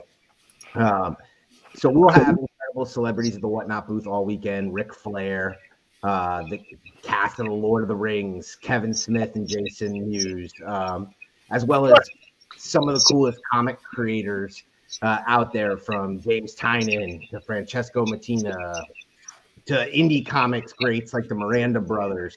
You're going to be able to see them all live from the Whatnot booth. And what I'm also excited about is, even if you cannot make it to MegaCon, there will be a temporary category in the app for all the MegaCon streams that will be going on from the Whatnot booth. So when you see Mighty Mel V live, when you see Phil live, when you see Aaron Yee live, you're going to be able to see them in a MegaCon category. So when they've got Whatnot exclusives, like the Tyler Kirkham Something Spilling the Children number 21 that will drop at MegaCon, or like the 6 massive verse book set that we came up with Hive Comics on, from Stefano Simone, which will be dropping at MegaCon, or the David Mack We Live 2 book set that will be dropping at MegaCon, or the John Jang The Canceled variant will be dropping at MegaCon, as well as some of the Star Wars stuff you've seen. Of course, we're going to have some Invincibles on deck, although I will tell you, the Invincibles are running very dry. First of all, I never got my shit. I never got my foil. I want to talk about that first. Don't, Mel. Stop. Don't do it to Jack. We'll talk about that. But I ain't mean to cut you off. We got to talk about the whole aspect. Like, are we going to be streaming together at the same time? How is that going to go down? Yeah, so it's very similar to New York Comic Con, but in a much more elevated way. We will have a Whatnot comic streamer streaming at all times from the comic streaming booth that will be built within the Whatnot booth. So there will be one comic streamer on it every time. Now, there may be some main stage talent that will kind of cross over at the same time. Main stage talent will be like comic creators or celebrity talent. So there may be 2 streams going on at once, but there will also be within the MegaCon category streams going on from retailers at the convention. So you can shop from Unknown Comics, you can shop from Frankie's Comics, you can shop from the Comic Mint, and their MegaCon booths wherever you are live on Whatnot from the MegaCon category in the app. So there'll be tons of action, but plenty of spotlight for anybody going live from MegaCon. That's what I want. That's what I want to hear right there. I'm stoked about that. That's something that's killing the children. I'm doing my something that's killing your wallet part 2 at MegaCon. Yo, let me ask you this, because I got some. I told the plug was like, yo, I'm gonna see you some shit. I got some shit for MegaCon. Can I do the stuff that the plug sends me as well as the exclusives at MegaCon?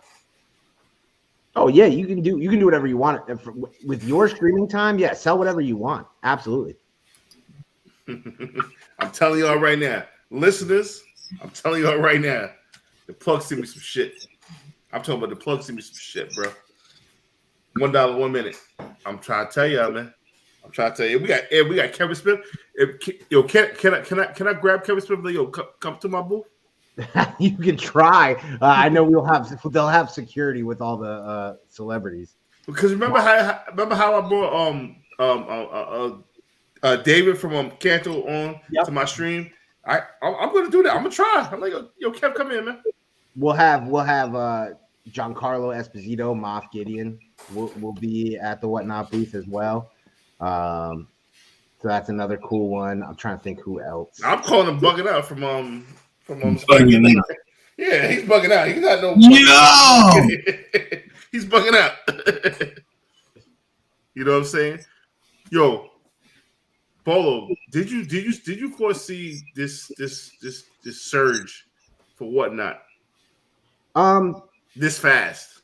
Probably not this fast. No, I mean, I think there's some things that sometimes in the comic industry we get a little like tunnel vision, so we don't always see the big picture. And when I say we, I include myself. Like, it's all of us, because we love comics so much. So I knew when I got introduced to Whatnot in the early stages before the comics category had really launched, and the opportunity got presented to kind of come on the team and really start shaping what the division was going to look like. I knew that it would be successful in comics because I knew some of the pain points that we all experienced as sellers. Some of the things that you couldn't get from eBay, whether or not it's like the lack of ability to sell the low end at all on eBay, it with any sort of a sense of a margin becomes difficult, which then makes any sort of a publisher or creator going direct to consumer extremely difficult.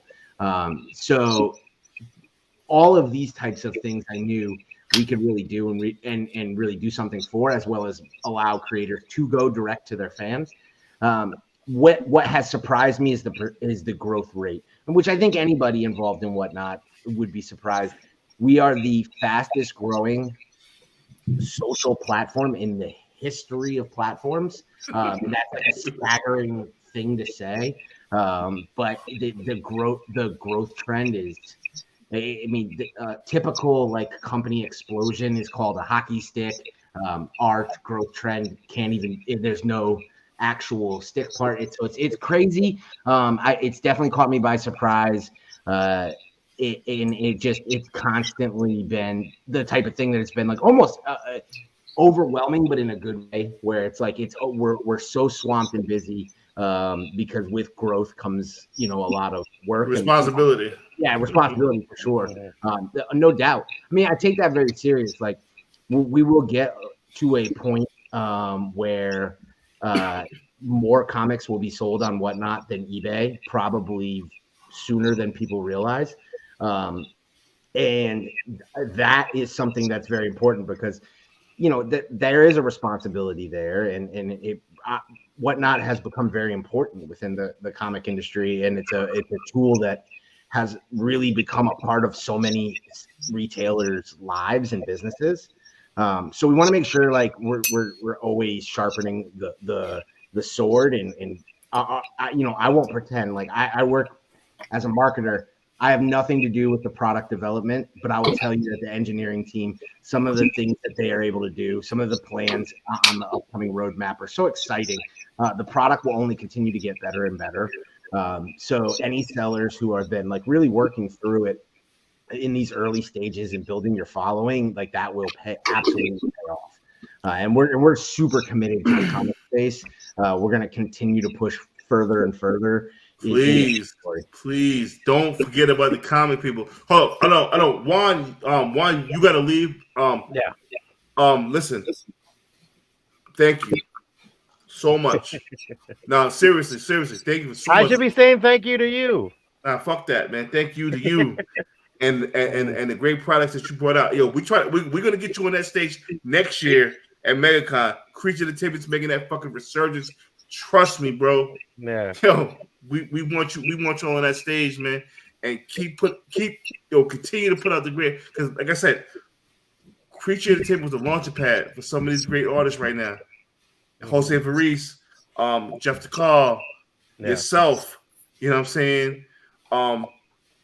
Great stories, great characters are missing from the independent labels. You guys had that. Bring that shit back for real. Yeah, thank you, man. I mean, and look, bro, and it comes because we all love comics. That was like the main thing with Creature. We're very different. We have different backgrounds, different political stances, different everything. But we're still the nerds that driving 8 hours to a con in a car are arguing if Hulk can beat Thor. You know, we love this, and that's why we do what we do, man. I read everything, man. I read everything, and I love all of the comics that come out. So for me, it's always a awesomeness to be able to do it and be part of it in any way. Bring that shit back, man. Yo, you guys help the call gonna help you. Make that shit. Yo, I'm trying to tell you something, man. I'm trying. Listen. It works both ways, bro. One hand wash another, man. Both y'all can make a ton of money together. Trust me when I tell you this, man. Trust me. Don't overprint. Oh no, I just talked to John. He said that Ravenous, we're not going to be reprinting them. It most likely will go into graphic novel form, and then we'll go into issue 3 and 4, because he doesn't want to hurt the numbers that are out there for those issues. Yo, so for the people that pick them up and the collectors and stuff like that. Yo, issue 3, put that in the call out there, limit to 100, make your bread, and that's all I got to say. Beautiful. I will take that into account, man. No, thank you guys, man. If I can put that in the bank, goddamn. All right, thank you once again. Appreciate it. Yeah, thank you guys. I'm humbled. And as always, you guys can find me on fuacata.com or fuacata, FWACATA, on Instagram. And in case you're looking for my covers, here's some stuff I did for Maniac of New York, for Haha on Image, Vampirella number 19. I didn't know you did a Haha. Yeah, I did a Haha. That was Comics Exposure. Good people. Good people. So with Eddie, so you can find my stuff on there. And yeah, man. And I'm always posting every day on my Instagram. But yeah. Thank you so much for having me, man. I love you. I love you and John, man. Yo, listen, hope to see y'all at the wedding, man. Yeah, for sure. Now I got to go to eBay and buy half the stuff that you guys speculated on. Thank you, guys. Thank you. Bolo, you see in the chat. Like I'm wearing different hats here. Bolo, you see in the chat. A lot of people are like Bolo. I really want to do this thing with new sellers. Yep. You know what I'm saying? And I got you here. You're the head of marketing. I want to highlight sellers that only have 1, maybe 2 sales, and I want to help them grow. How can we officially roll that out? Yeah, I think we can definitely work with you too to introduce you to those sellers that we're onboarding. I think, you know, certainly like our partnerships team with Adam and Chancellor can easily do that. I think that's a great thing. I think new sellers, some of the frustration that you get from new sellers launching, I understand it, right? Because it's not like the sellers who launched a year ago. When you launched a year ago, you know, there might have been 10 shows going on over the course of a day. So it didn't matter when you had your show or what you did. You were able to like be that guy who was getting spotlight. And now it's like being in a comic convention. When you live, there's a lot of options for the buyer. So I can tell you that the buyer base is growing extremely positively. We have some of the most amazing data folks that are really monitoring growth and won't let us add sellers at a rate that's unhealthy for the marketplace. So we really take our cues from the data team, and it's just a natural. We were talking about it in the chat. It's a natural occurrence of the stage of the marketplace where now it becomes so much of how do you make yourself stand out. We've seen sellers who have launched recently who have shot up the charts. I think a prime example of that is like Kalen's Collectibles, and it's like he's the store. Well, he was somebody though who had no social following and wasn't really known by anybody in the community until he launched. And I think the key is he had the product. So because he ran consistent shows of graded books, the product, it was really easy for what buyers are looking for on Whatnot is consistency. So if you're a seller who only wants to go live once a week, you'll find success and you'll grow. But it may not be at the growth rate that your expectation is. If you're trying to grow fast and get the kind of viewership, or you're trying to look at a certain account, maybe a retailer like a Torpedo Comics or that Spider-Man booth, or you're looking at an influencer like a Comic Tom or a Very Gary, and you want to have like the kind of the viewership that they're getting, you have to go live on a consistent basis. You've got to build a cadence. So the more often you're able to go live, the more you're going to see follower growth. Followers are going to equal viewers. Viewers are going to equal bidders. Bidders are going to equal dollars. It just, that is the nature of the system. So it really building that consistency and going live as often as you can. That's always going to be the key. If your life situation though is such that you can only go live once a week or once a month, that's totally fine. You can still grow. You just want to temper your expectations and understand that growth is going to take some time, because buyers want to be able to log on their phone at any moment and go buy the dope book that they want right now. They don't want to have to wait for Mel's show 7 days from now to hope he might have that good book. No, they better wait for 7 days from now. Because I'm going to have that dope book. That's what fucking make me who the fuck I am. Let me tell you something. Yo, I want to be the head of, not telling you how to fucking put me, but I want to help new buyers come on the app, and I'm going to give them the real. I'm going to give them the real. This shit is a jungle, bro. This shit is a jungle. Bolo, you say nice words. You say you put it in a nice way. I'm gonna tell them how the fuck it is. This shit. Oh, it's really a jungle. Remo, tell them what it, yo. Phil, tell them what it is. Easy, back me up here. This shit a jungle, bro. It ain't fun. Yeah, I mean, I kind of agree with what Bolo is saying though. That like if you do have those practices of doing like, you know, consistent shows, like it does grow upon that. Yes, I agree. You get return buyers, and then like other people see like, oh, this show's consistent going on, and then it just keeps on building on itself, right? Yo, you gotta the book if you want to sell books, now you come to one not to sell, right? You're not coming to one not to fucking get rid of shit. You come to one not to make money. How do you make money? You sell the books that you don't want to sell. That's just how the fuck it is. That's what any business. You sell the products you don't want to sell, or you sell the products you want to sell to make money. That's just what the fuck it is. You can't.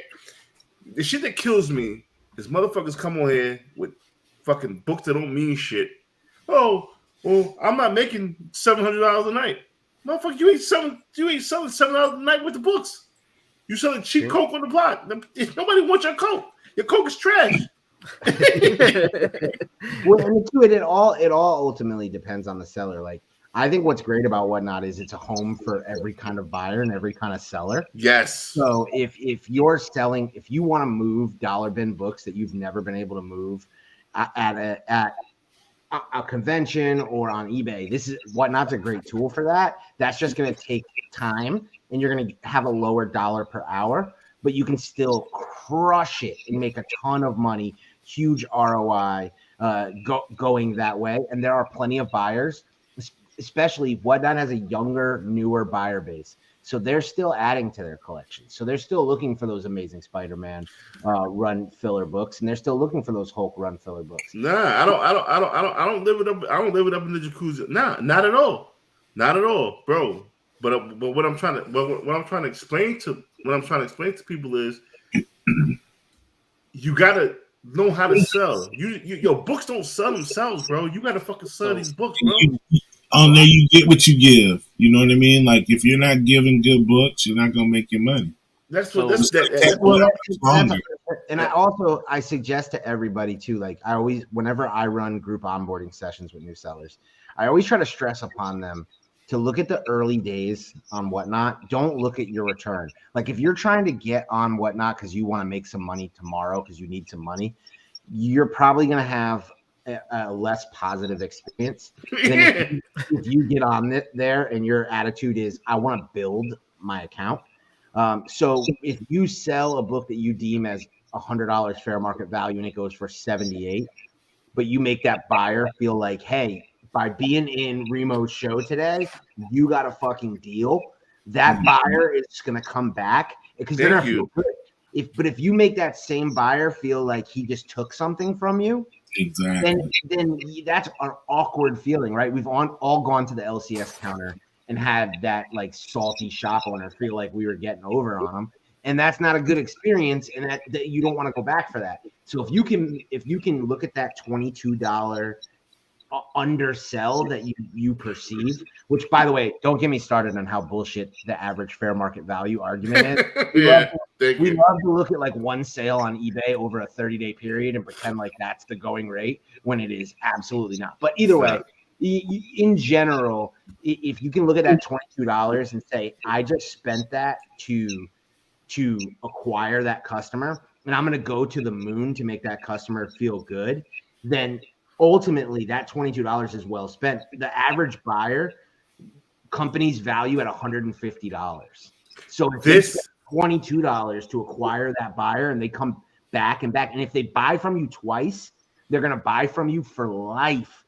So as long as you give them that good experience. So from giveaways, the way you approach giveaways in the early stages, the way you approach books selling under fair market, the way you approach what you sell and the way you present it. If you can look at the early stages as, I'm not out here trying, my end goal isn't to make the most ROI positive first, say, 10 shows. My end goal is, how many followers can I build through my first 10 shows? And if you keep that attitude, you will find more success going from show 10 to 20, because now you'll have followers. You'll have customers who have bought from you, who have had good experiences, so that when you go try to hit them on the head on show 12, show 13, that's when you're going to make your money. And that's where that snowball effect happens. And I've seen that time and time again. That's why we've got sellers who have been able to like quit their day jobs and sell comics full time. There's some sellers that we all know who have literally walked out of their jobs and found a way to scale this. Motherfucker, I was this close. I'm not gonna lie. The day you do that, you call me. Like, the day you do that, call me and we'll figure out how to level up the Mighty Mel V account to the my mother had me to some bullshit. I was like, you know what? Fuck this. And my wife, if I wasn't married, I'd be doing what you fucking said. And my wife said, you quit your fucking job, you'll be a goddamn fool. And I understood that. But the thing is, this right here, very important quote right here. You sell a book for fucking $900 and your fucking $100 book is sold for $50. Phil, am I right? Yeah, absolutely. It all balances Absolutely. out, bro. Yeah. And that's another thing that like veterans like you guys understand, that I think a lot of our newer sellers sometimes get lost. And I would love to like really just try to get them to see the same way I'm saying to look at your beginning sales as a investment. I don't care if you've been selling for a week or a year or 2 years. Any time that you're doing sales, try not to, as best you can, look at the individual sales. Don't stress yourself about, well, this book undersold this, because it will average out. Instead, try to look at your show as a whole. Try to get even to a point where you're no longer looking at individual shows. And you're saying, well, how did I do this week? How did I do this month? What are my sales per hour? Are my numbers increasing?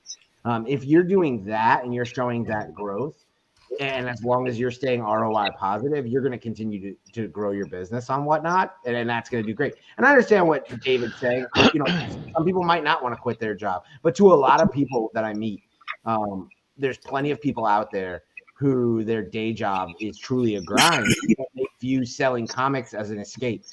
For me, it was life-changing for me to be able to do for a living what I loved to do on the side. When people first saw me on YouTube, I was working 14-hour days in the sneaker industry and then jumping on YouTube at night. I did YouTube and talked about comics because I absolutely loved comics, and then getting to work for publishers and things like that was the dream come true. So, you know, it's to each his own. But that's why every time I get introduced to a new seller, and I talk to them, first thing I always ask is like, what's your dream? Because that's what's key. They might want to sell full time.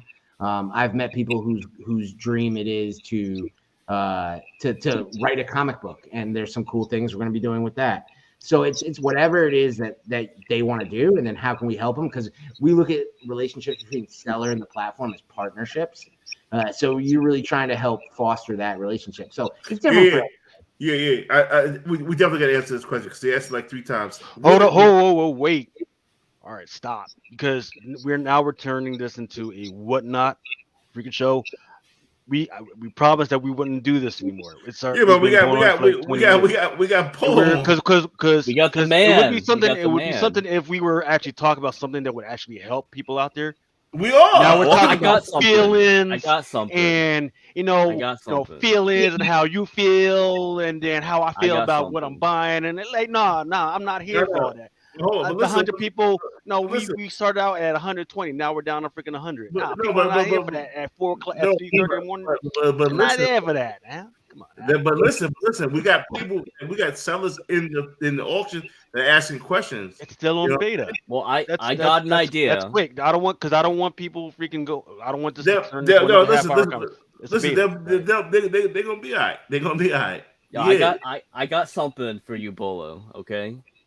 Hold. That's right. Answer this question. The UK shit, because listen. Yeah, I don't have a timetable in the UK, but it's coming very shortly. We just launched in Canada. I think as you go international, you kind of want to go place by place. So TBD on what the timeline will be for that, but shortly, it's coming very soon. Right. What's up, High Voltage Mark? How are you? Yeah. All right. So Bolo, use us. Okay, like you're spread thin. You and Chance, Adam, you're all spread thin, right? And you're hiring all these new employees and stuff. They're trying to, get their wind under them and stuff. Use us. I've been watching other social media people, right? And one of these sellers is on Whatnot. Are we going to go into another half an hour on this shit? No, we're not. Nah, we're not. This is very, very simple. No. This is very, very simple. You want to be a social media, right? You want to up yourself as a social media platform.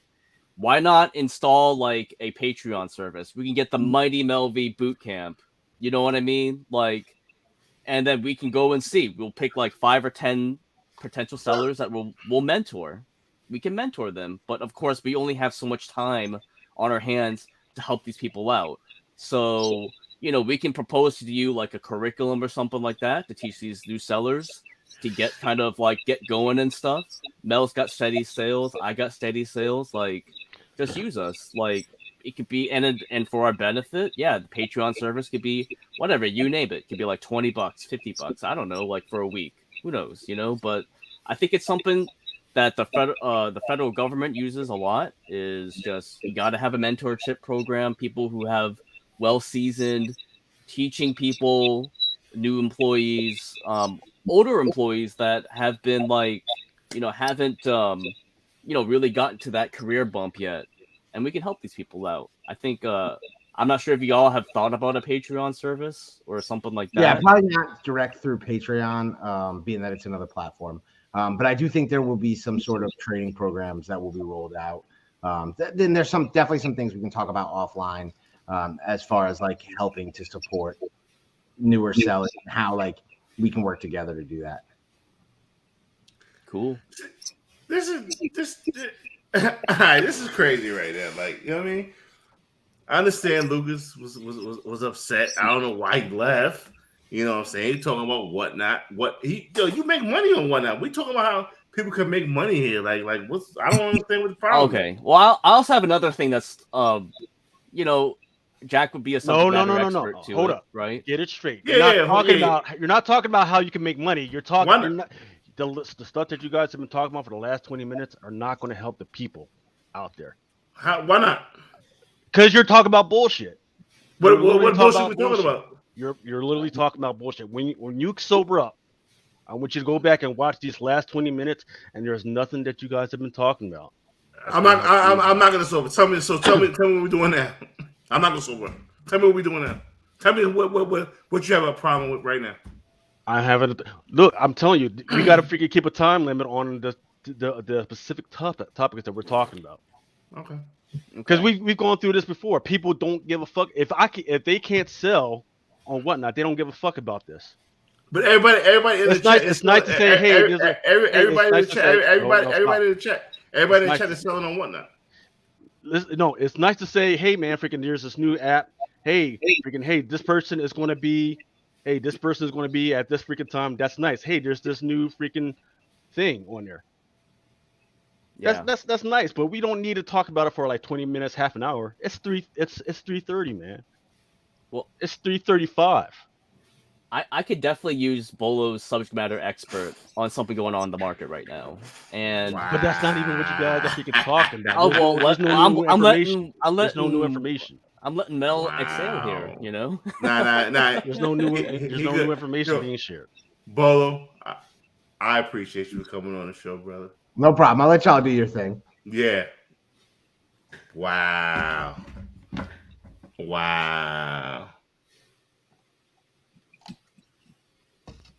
What we got next? When we started this No. information that people get new information. What we got next? You know what? Freaking Ultra did his thing. He freaking gave people new information. Freaking Phil came on. He freaking gave people new information on freaking on Star Wars stuff. All right. Whatnot. The floor is yours, Lucas. The floor is yours, brother. We're sorry, man. I mean, and I let it go, man. Freaking like, okay, but look, there's gotta be a time limit, man. We gotta freaking, and then you guys are gonna freaking eventually just drop off anyway. Talking about I'm tired. Like, okay. All right, so freaking hey, let's start off with some news. I apologize for the bullshit. I apologize for everybody. Look, now that freaking we stopped, the numbers are going back up. All right. So, hey, freaking, what y'all need to know is that in San Francisco there was a that's my local shop right there. Yeah, freaking, this guy was finally apprehended after stealing freaking comics. Of course, he's trying to steal his freaking, hide his fucking face. But I'm gonna freaking contact these guys. Like, hey, okay, we got the guy's name and everything. But what we really need to know is what is this guy's handle? Like, did he have an eBay handle? What's the comics? Where was he selling these comics? Because usually these guys don't just hold on to the stuff, right? Yeah, they got big books up in there. Yeah, High Voltage Mark says this is his local LCS as well. Let's see what else we got.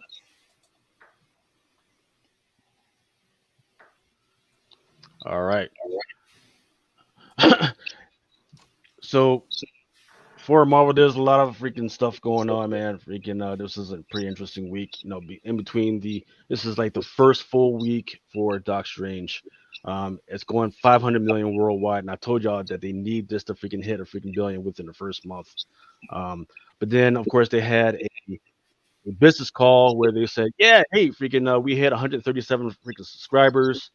But the problem is that for all the stuff that they've been doing, um, they're actually going to lose like $1 billion because $1 billion in between the Netflix stuff, and pulling their stuff out of other freaking streaming entities. They're losing about $1 billion, but that is what it is. So, but what I did find interesting is that in the meantime, with all those loaded up superheroes that were in freaking Doctor Strange, the opening for the Doc Strange Part 2 is what is it, like freaking number 10 right now, for all time freaking opening freaking series.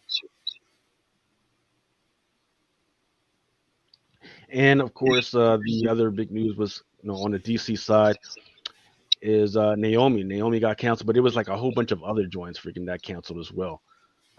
She was But trash. it was, man, freaking, once again, there was when it comes to this whole diversity thing, oh yeah, freaking, hey, there's a freaking black girl, who's a superhero, but she hasn't even had like a real great freaking story yet, right? No, she didn't need. How you gonna have a superhero who hasn't even had a great freaking story and give her a freaking TV series? And she's only been out for what, like 3 years or something like that. So yeah, but Did she have anything more than that one miniseries besides, like, I mean, I know they're doing a second miniseries or whatever. Was there anything after that? Nope. Nope.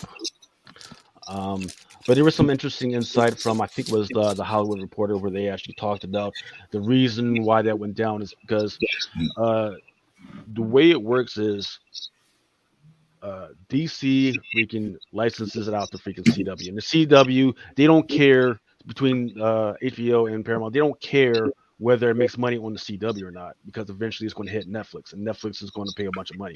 Well, back in 2019, Netflix says, "Nah, we don't need that, because all the stuff that you've been giving us has been kind of crappy." So without that Netflix money, now you got all these crappy joints, whether it be Riverdale or Dynasty, Naomi and all that, that's not making the money. So you know what? They're going to freaking pull back, because Netflix is pulling back a lot. A lot of stuff that we actually wanted to see. So I thought that was interesting as well. So in the meantime, with the announcement that they're cutting back on all this stuff, whereas a lot of the stuff, where a lot of the other freaking stocks when it comes to streaming services went down a little bit, actually Warner Brothers has been kind of reaching up and getting up there. Neil Gaiman put this out on his website, and I think his Twitter, where he says, "Hey, prepare for something amazing coming out in August 2022." Man, he's been having a busy year. And don't forget that I think it's Sandman is supposed to be coming out on Netflix pretty soon. Gotham Knights. So it's kind of weird. So freaking, whereas they got rid of some of these other freaking crazy ass stories, they're actually picking up Gotham Knights. Gotham Knights is a video game right now.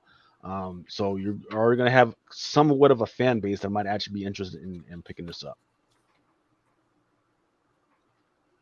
McFarlane Toys is going to launch a toy action freaking thing. They've already been doing some toys, but it's kind of interesting, some of the ones they did pick up, to include this Hush joint, which is actually supposed to have a comic book inside with the action figure.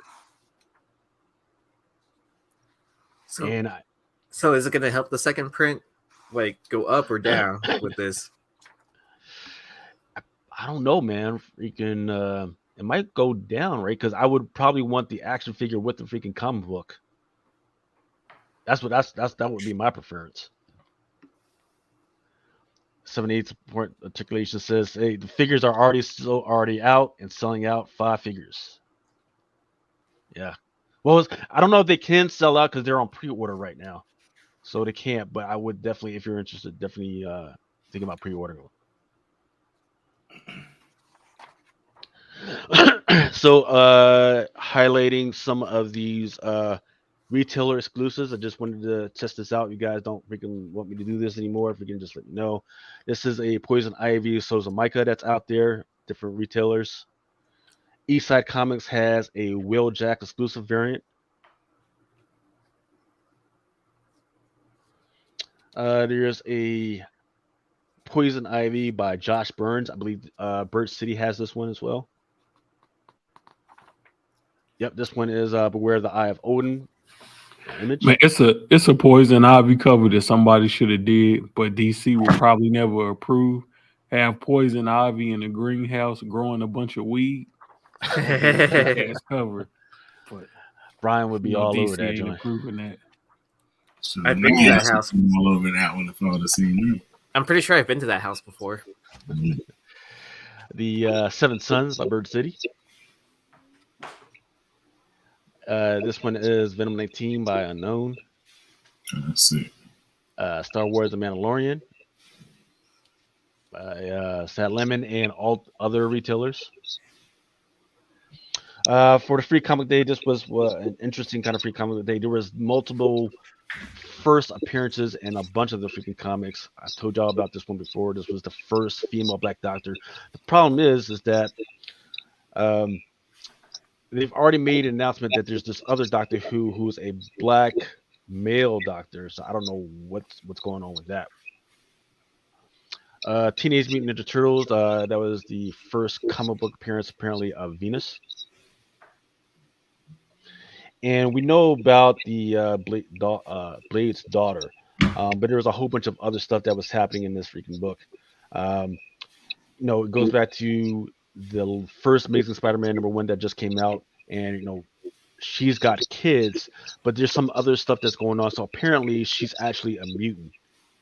And Maura Taggart, who makes her first appearance, like first full appearance as a freaking robot in this one. She knocks her out, and she's grabbing her, and she's going to use her mutant freaking gene to enter into the Hellfire Gala. The other thing that's that they express in this book is that mutants are kind of deviants. So if you go back to what they were talking about in the Eternals, where hey, there's these Eternals, and the Eternals were supposed to go out and kill deviants, and mutants are deviants. I'm kind of interested in seeing how that kind of shakes out. Bad cover. Yeah, I mean, she needs to leave some of this cuteness to Scotty Young. Knights of X #2. PRH sent me a reader, and they said, hey, in Knights of X #2, speculator interest, there's going to be a new villain. All right, let's get into some of the FOC books. Deathstroke Inc. #8. There's a second print, black and white cover. And then Robin 13. This one's the second print as well, black and white.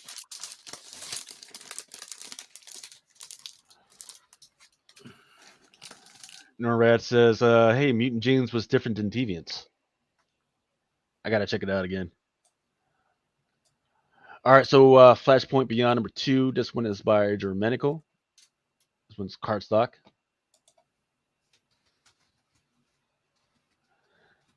Then there's a 1 in 25 by Jason Fabik. Yo. Listen, let me tell you something, man. Yep. Love you to death. Love you to fucking death, Lucas. Love you to death.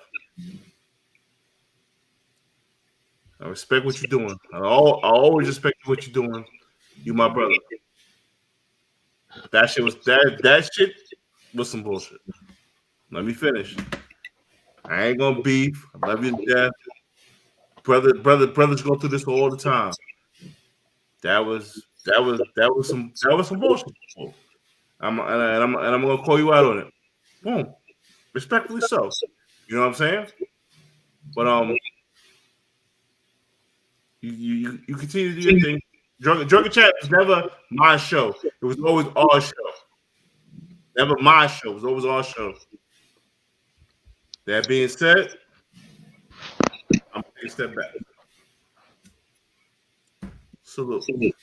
Right. So yeah, go ahead, man. Freaking this is usually the time that you peel out anyway. Yeah, it is. Am I wrong? No, you're right. You're right. Am I You're wrong? right. No, you're right. You're right. You're right. No, you're not wrong. You're not wrong. We built this shit together. We built this shit together. I never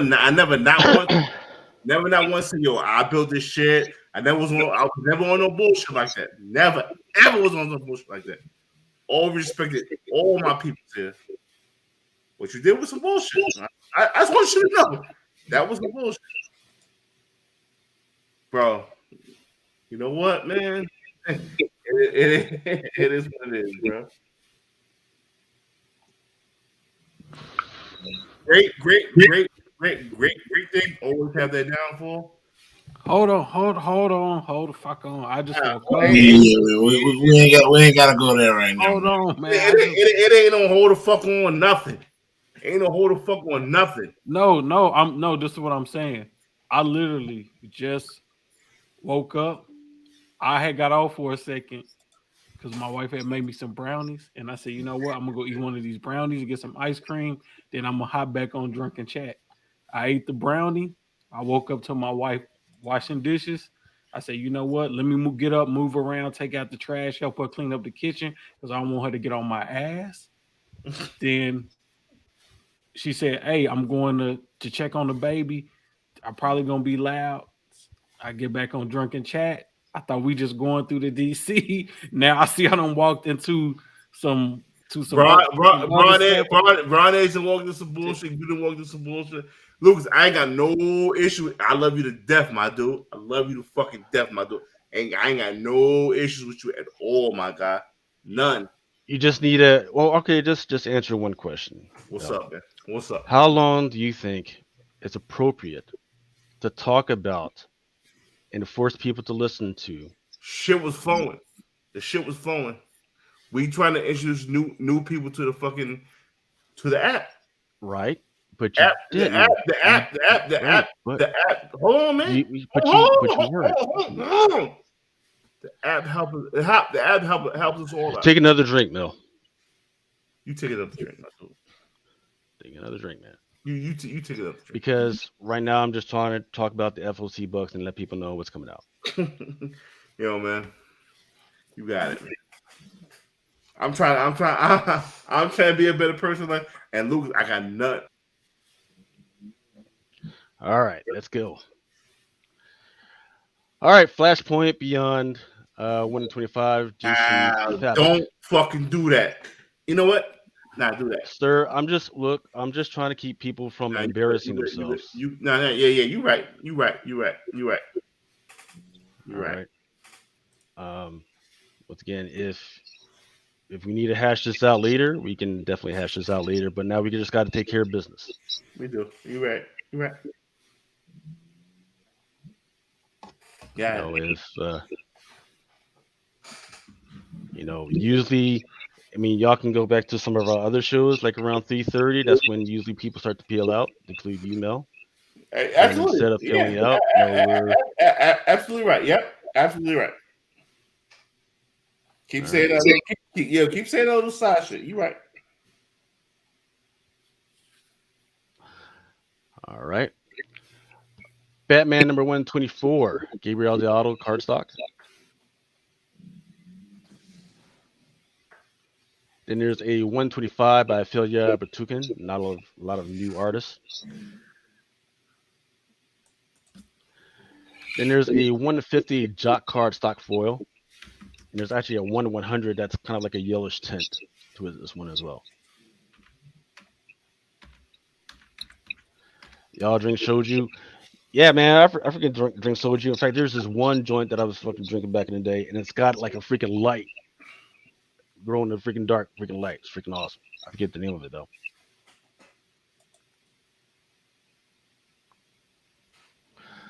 Dark Crisis number 1 by Daniel Sampere. This one's a wraparound. Dark Crisis number 1, Enyuk Lee.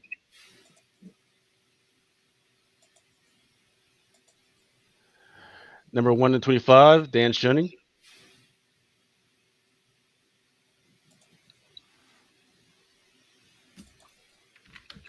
1 in 50 by Steve Beach.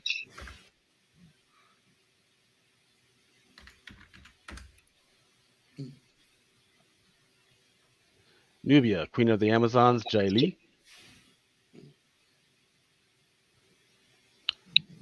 Nubia, Queen of the Amazons by Kevin Wada.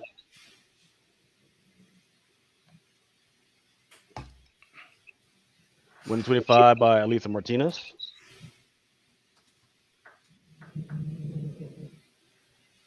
More of that Poison Ivy. This one's by Jessica Fong.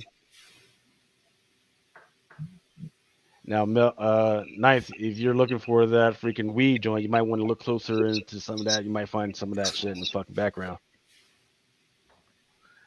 Cover B by Warren Liu.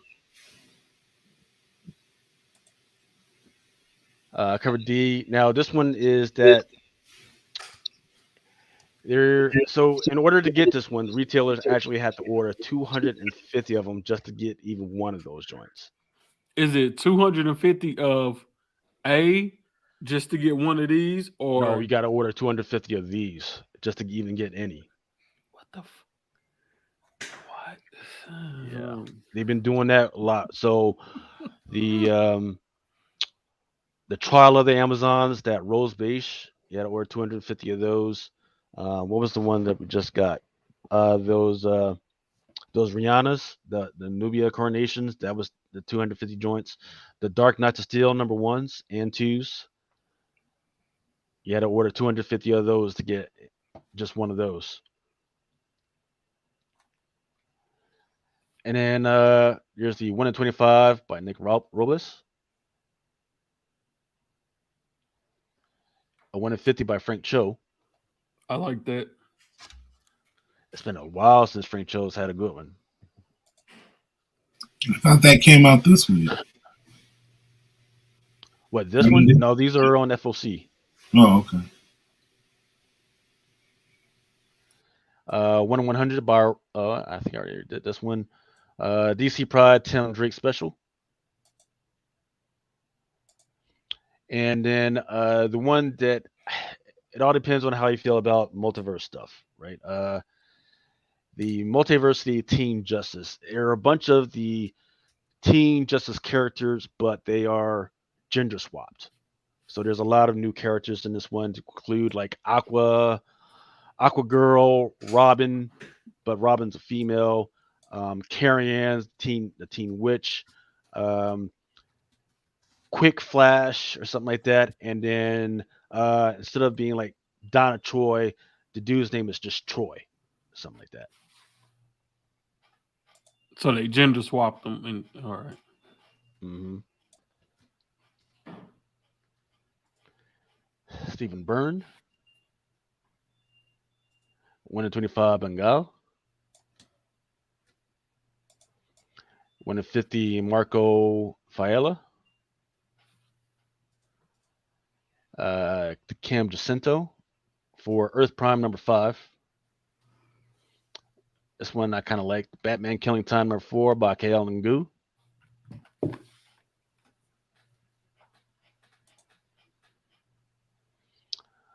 Batman Killing Time number 4. It's got a 1 in 25 by Ben Oliver. Looks like he's trying to copy Susan Michael's style.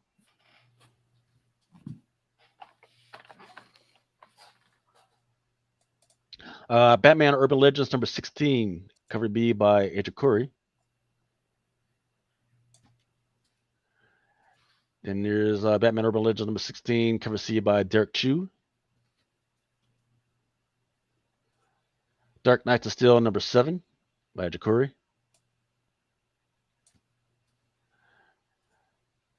One in 25 by Raphael Albuquerque. Monkey Kings number 5. This one's a Jaws homage. Then there's an Enhyuk Lee. 1 in 25 by Michael Cho. Looks like he's been getting worked.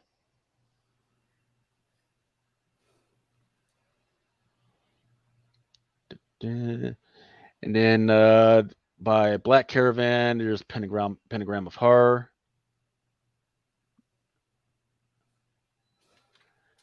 by Vault West of Sundown.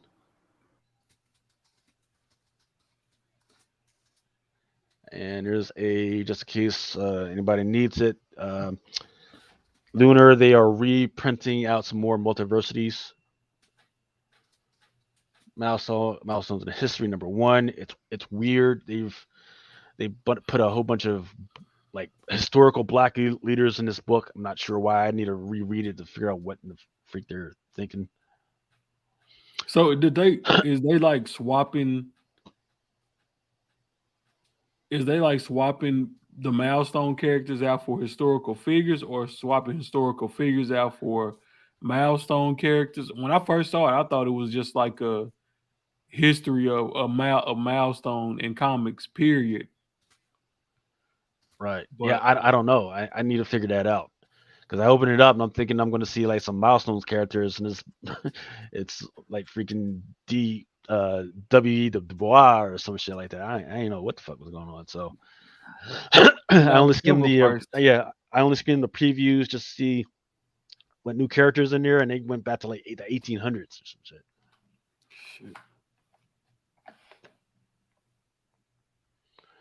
All right, going into some of the stuff that's been offered by Diamond, starting off with Sweet Paprika by Mirka Andolfo. I know my brothers that love Front Meat will be all over this one. Marvel Gwenverse, Nakayama. Yep. Then there's this one, Spider-Gwenverse 1 in 25 by Fuji. Here's this Greg Land homage. Here's a 1 in 100 Momoko design variant. Fantastic Four Scroll. Here's the Fourness window variant. Iron Fist EM Gist. Uh-oh. Moon Knight Black, White, and Blood. This one's by Ryan Stegman. What issue is this? Issue number... must be issue number 2, I believe. Okay. Yeah. Oh, yeah. Didn't the first one just drop? Yeah. Mm-hmm. Okay. The Weaver variant. The Savage Spider-Man number 4, the Yoon.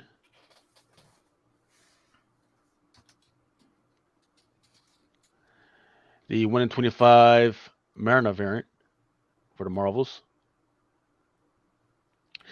X-Men Red, kind of interesting with Storm holding Thor's hammer. 1 in 25 by Adams. I like that one. Right. Nice lines. I'm just kind of wondering what's up with the costume, but okay. Is she going to be an Asgardian now? I don't know what's going on now. Then this one is a Torrin Clark Oracle variant. Just don't know why his ears got to flop down in front of his chest like titties. All right. The new Fantastic Four. This one's the cover A. And there's more covers later. I just didn't get them in order. Triggers Warning number 4, Red Room by Ed Piskor or Piskor. For some reason, even though there was a free comic book day comic for Doctor Who, they're putting out an issue number 1 with the same photo. So because I was reading, like, I guess the synopsis of this. Is this the one that's like based off the Weeping Angels and they're just using this as a photo cover, or is it, or there's two different issues? Well, yeah, I mean, that's because I've seen some of the other variants and it's very Weeping Angel heavy. In fact, I think one of them may glow in the dark. I'm not positive on that one, but that's what is kind of insinuates. Yeah, I mean, as a Doctor Who fan, that freaks me out that they're printing out Weeping Angel covers. So I guess you won't get that if you watch the show. But yeah. I don't know, man. I don't look. I don't. I'll only take 30 seconds so we can talk about Doctor Who. There's big changes coming because at the end of the last season, they changed the production company so they could get bigger, better stages, and more money. Problem is that they ended with the female Doctor Who, and nobody was feeling it. And I don't think it was necessary because she was a bad actor. It was just the premises that they were throwing at her, which was like a lot of bullshit. And they leaned a little bit heavily on, hey, she's traveling through time, but nobody gives a damn. No, I mean, nobody respects her because she's female. They leaned a little bit too heavily on that instead of just letting her act her way through it. Yeah. I mean, Capaldi didn't leave it off very well either for her, like to pass off the torch. Because, usually, like, when they pass the torch, it usually hypes up the next Doctor, right? Well, I mean, the big deal was, and nobody really, and I don't even think that's in any of the comic books yet, is that the first Doctor Who is not who you think it is. The first Doctor Who, and you would know whether people cared about Doctor Who right now, but by the time they got to it, people were like, "Oh man, I don't give a fuck about Doctor Who anymore." Is the first Doctor Who is actually a little black girl that just came out of freaking nowhere, and then every other iteration she was just kind of engineered to do what the Doctor does right now, so it gets a little weird. So I think that's what didn't they just change over the showrunner back to one of the old showrunners too for Doctor Who? I'm not sure. I do know that Moffat's coming back or something. I think I heard something about Moffat being involved, but I do know that because the production company changed and everything, and I think one of the stipulations was from Moffat was, hey, I'll start to bring this back, but the license with the BBC has to end after like 2022 or 2023, so that I can take this and go over to another production company with a bigger, better budget and better set pieces. Gotcha. Yeah, that's no more Doctor Who talk. That's it. All right. Fantastic Four, EW Gist, 1 in 25. Spider-Man 2099, number 2, Lashley 2099 frame variant. People seem to look like this style. And then there's a Ron Lim connecting variant. Star Wars Bounty Hunter, the Choose Your Destiny variant. Oh, that's a pretty cool cover. X-Men Red, AP Heritage variant. Fantastic Four, new Fantastic Four number 1. Man, I love this cover right here. It's like the X-Men Legends joint we did a while back. Yeah, I love this. Now it says Fantastic Foil variant. That shit ain't gonna be foil, just like the other one said it was gonna be foil and it wasn't. Marvel, they fouled for that, man. New Fantastic Four Ron Lim. New Fantastic Four Zulu. This one is a 1 in 25. This one is a 1 in 100. Some Power Rangers, looks like some Godzilla shit. My Little Pony, 1 in 10. The only reason why I bring this up is because it's a new storyline, and it's not just a new storyline, but they're breaking off into a new portion of the My Little Pony universe. There's like this new town that they're going to be digging into. So new town should mean either new ponies or new animals added to the My Little Pony universe. Transformers Beast Wars, 1 in 10. What If Miles Morales, number 4. This one's cover A. Him dressed as Thor. Sonic the Hedgehog. This one's actually a 1 in 25. This one is the 50th issue. And I tried to see if there was going to be maybe a new character or something like that, but I don't know. I thought maybe, oh, hey, there's a green hedgehog and there's like a blue tails. Nope, can't. Those have been out there before, so I don't know what's going on with this issue. But for a 1 in 25, I don't think it's worth it to freaking spend a dice on this one. There's a ton of covers too for that book. Is there? Yeah, like I think like 9 different covers or something like that. Jeez, why? All right. I don't know. Sonic's been getting a lot of hype recently. I mean, I've been hit up by a few people like where they're like, "Hey, look for back issue Sonic issues for me," and then just I don't get it.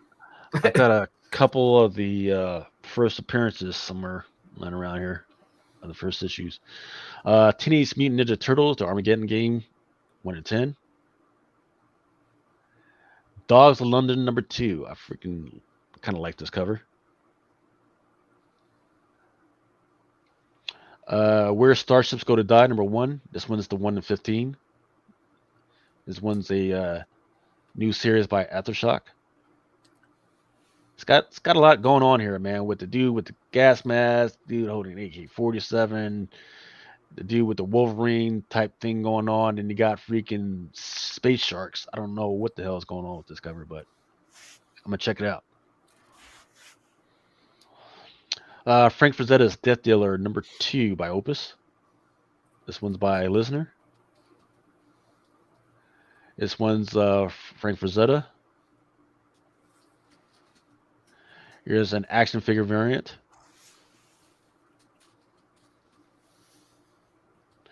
This one's by Bill Sienkiewicz. AWA's got a new series called ETER, where aliens, when they come to the planet, they get hurt, so they have their own little ER. I saw that Rick and Morty episode. This one's cover B. Then there's The Illusion Witch by Behemoth. Behemoth has kind of not been doing too bad lately. And people have been definitely, at least through the pull box, have definitely been freaking ordering a bunch of this stuff. I think this is the cover that people might want. Orcs the Wizard #1, 1 in 10 by Powell. Yes, that Bill Powell. Dune, The Waters of Canley, 1 in 25 by Yoon. And I'm not going to get too far other into the Dune stuff because there is just too much Dune stuff.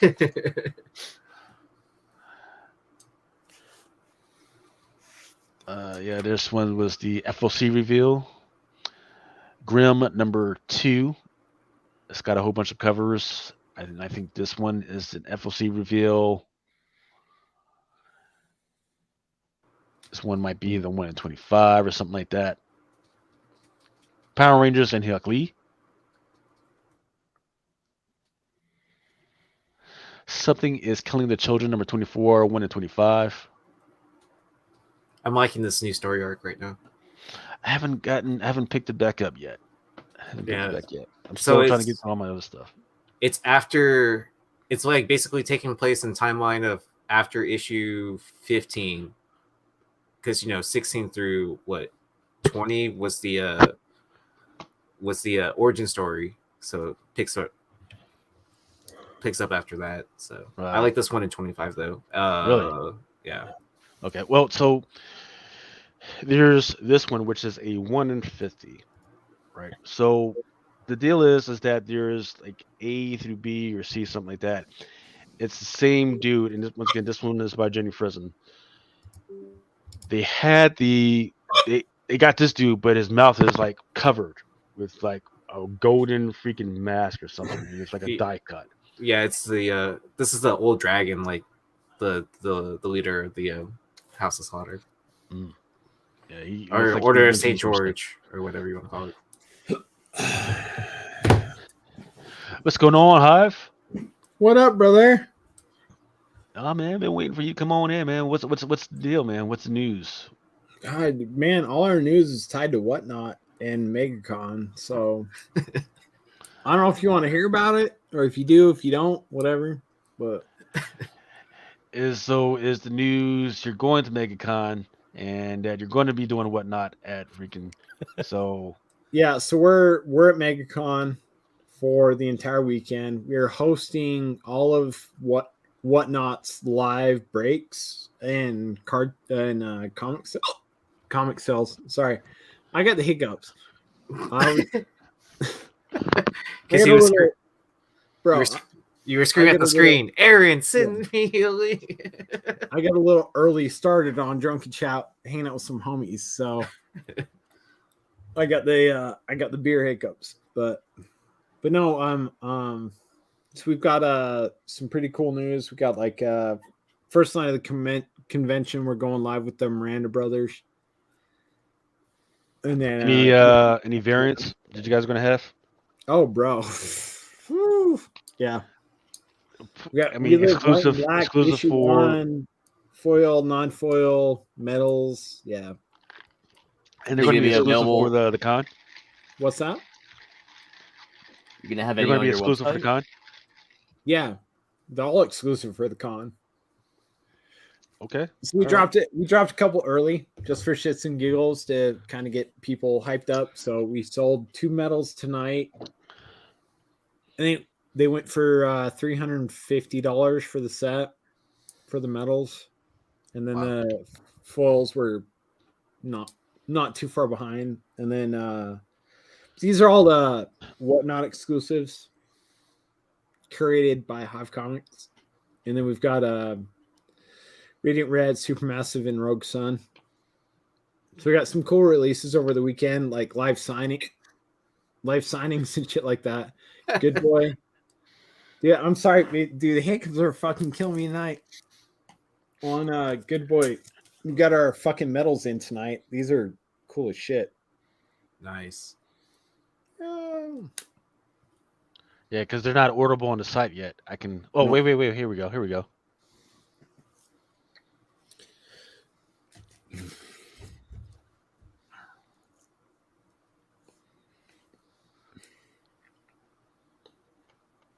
And this is number 1, volume 2.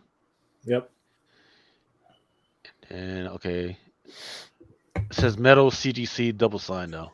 Yeah. Well, okay, but no, you would have to get without the CGC, you would have to get the 5-pack.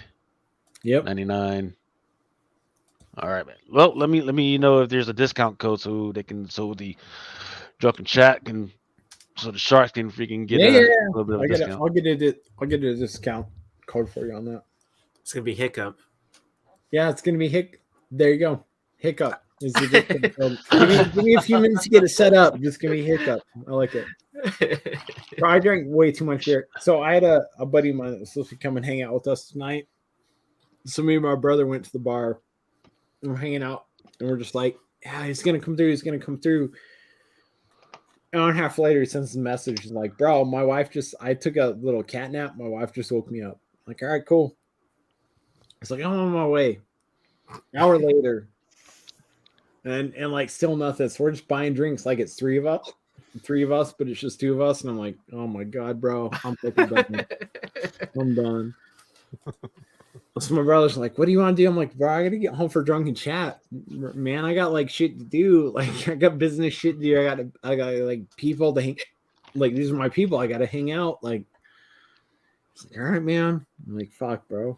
Well, I got the hiccups. You guys are gonna have to deal with the hiccups all night. I'm sorry, but you know, whatever. Anybody wants Drunken Chat?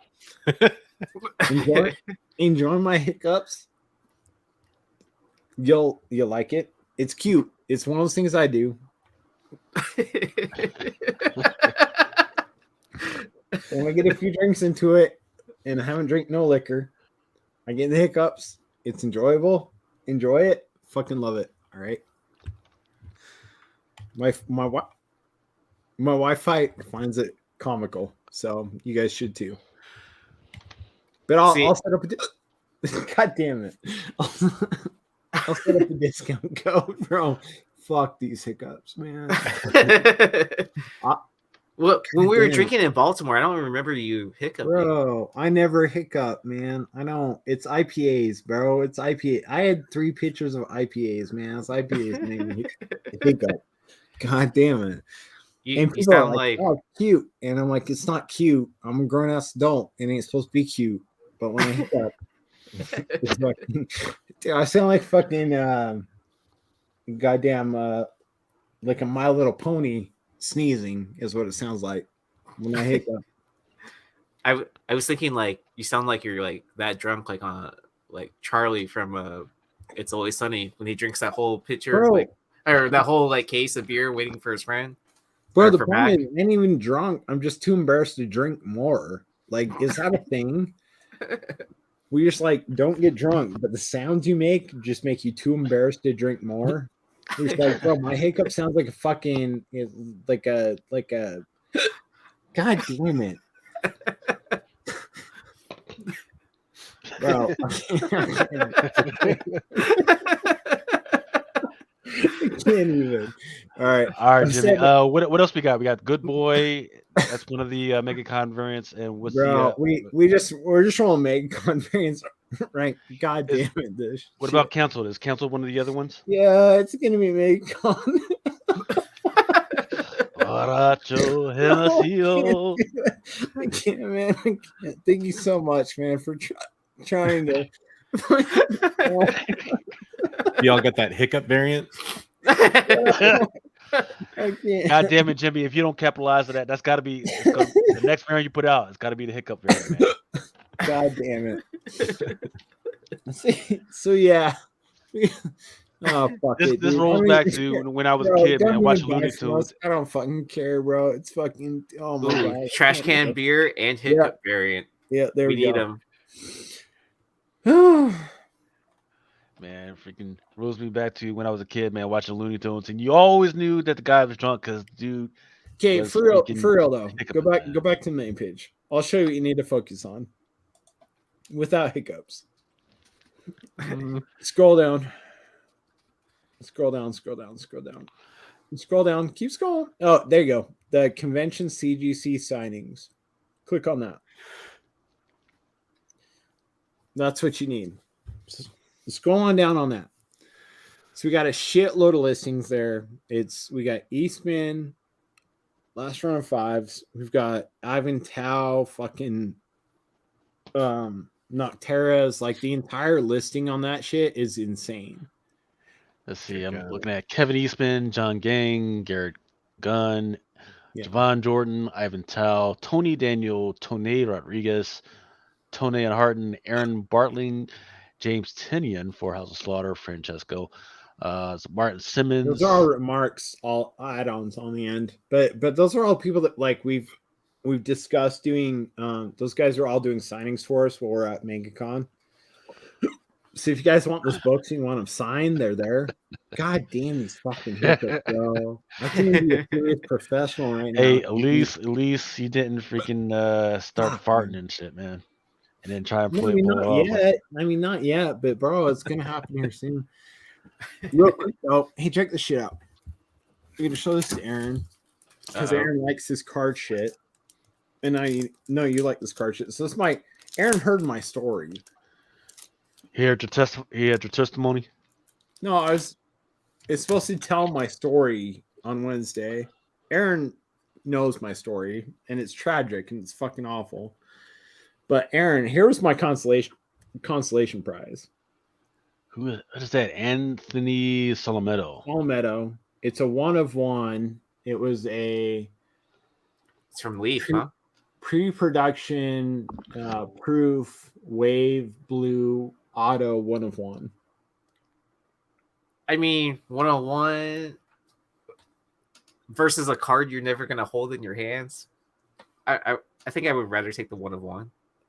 But Aaron, you heard my story though. Yeah, right? I know. I know your story. So is this a $3 million card? No, it's not. No. Is it a good consolation prize though? It's less of a burn. No. Fucking eat it across the room. I mean, it's less of a burn, right?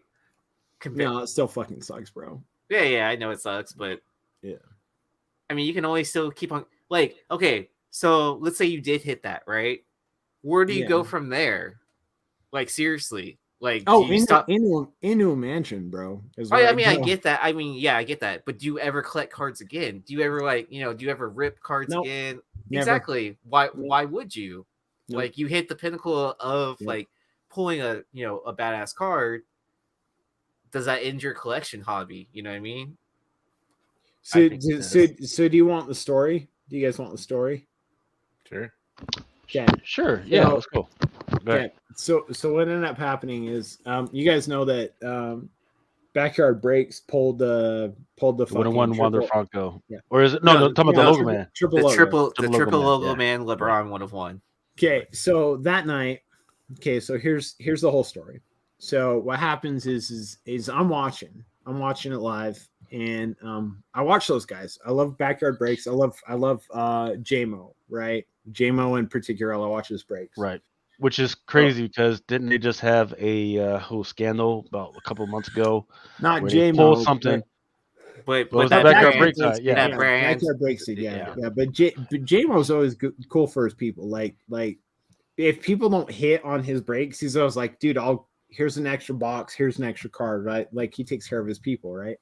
He So I'm saved their watching brand. JMO, and he's running, and I get this fucking weird feels, man. Like they're telegraphing, and like I don't know. It's hard to explain outside of like watching it, but I got this fucking. If you guys watch the whole stream, you're gonna realize like they might have been telegraphing. Like they might have known they had the card.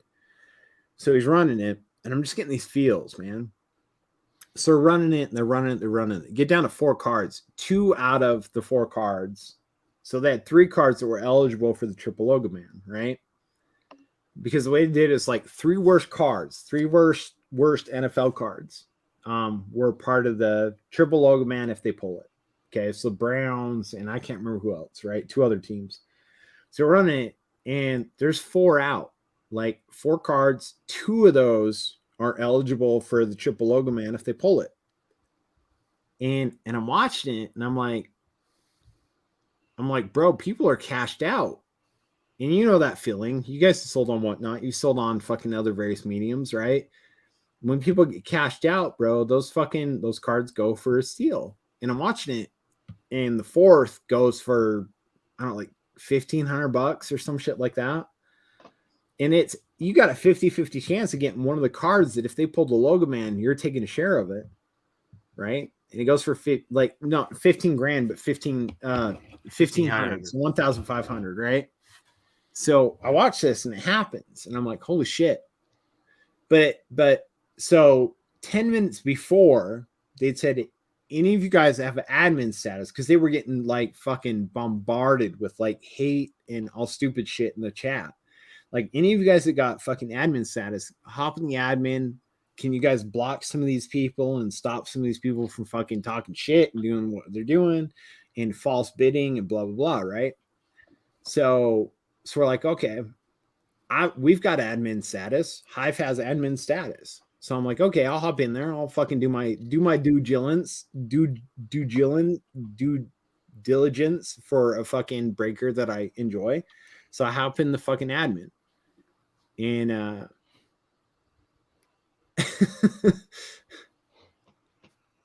but so we're doing this shit, and it gets down to 3 cards.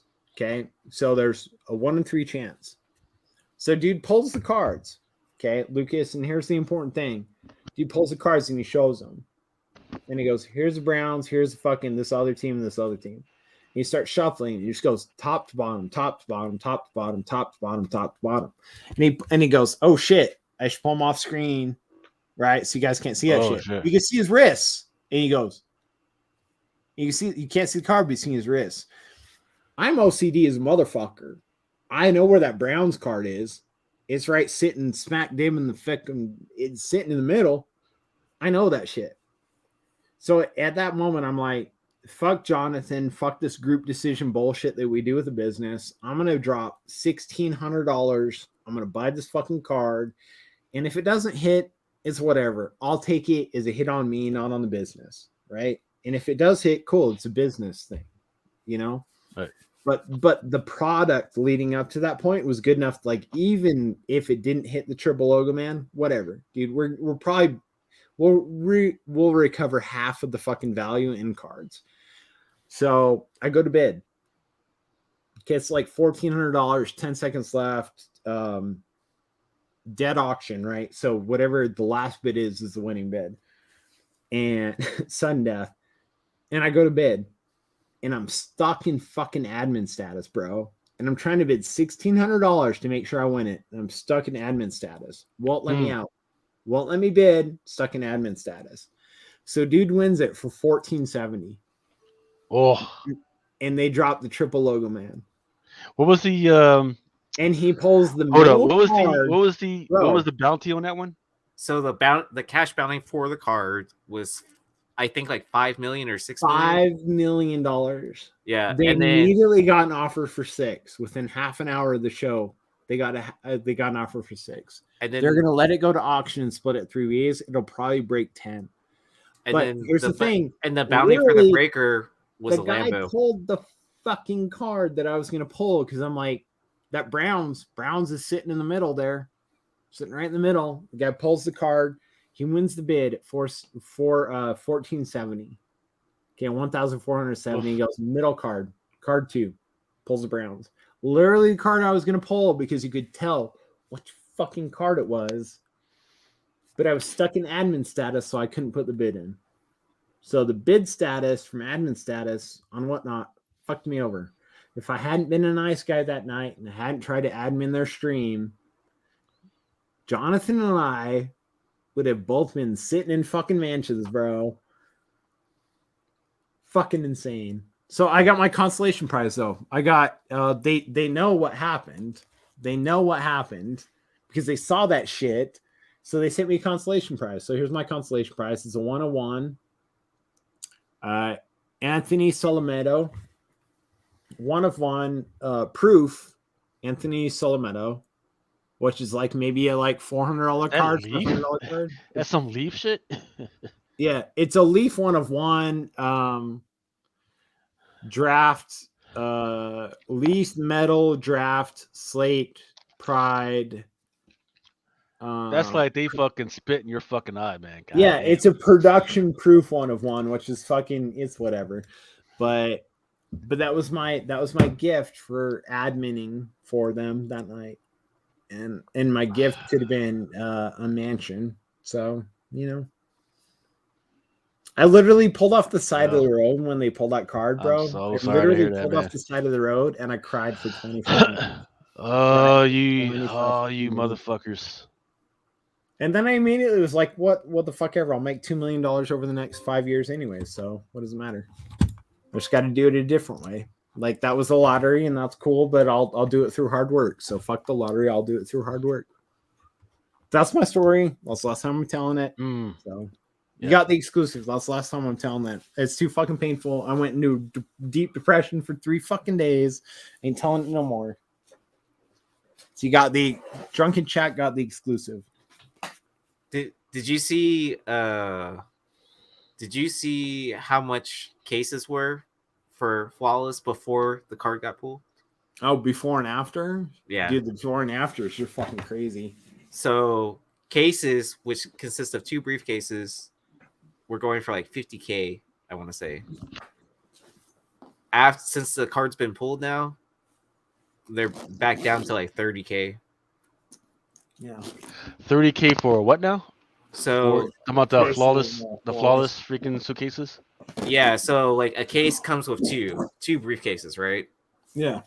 So 2 briefcases used to cost you 50K right before that card was pulled. Now it's back down to like the starting price, I think, of like 30K. I mean, yeah.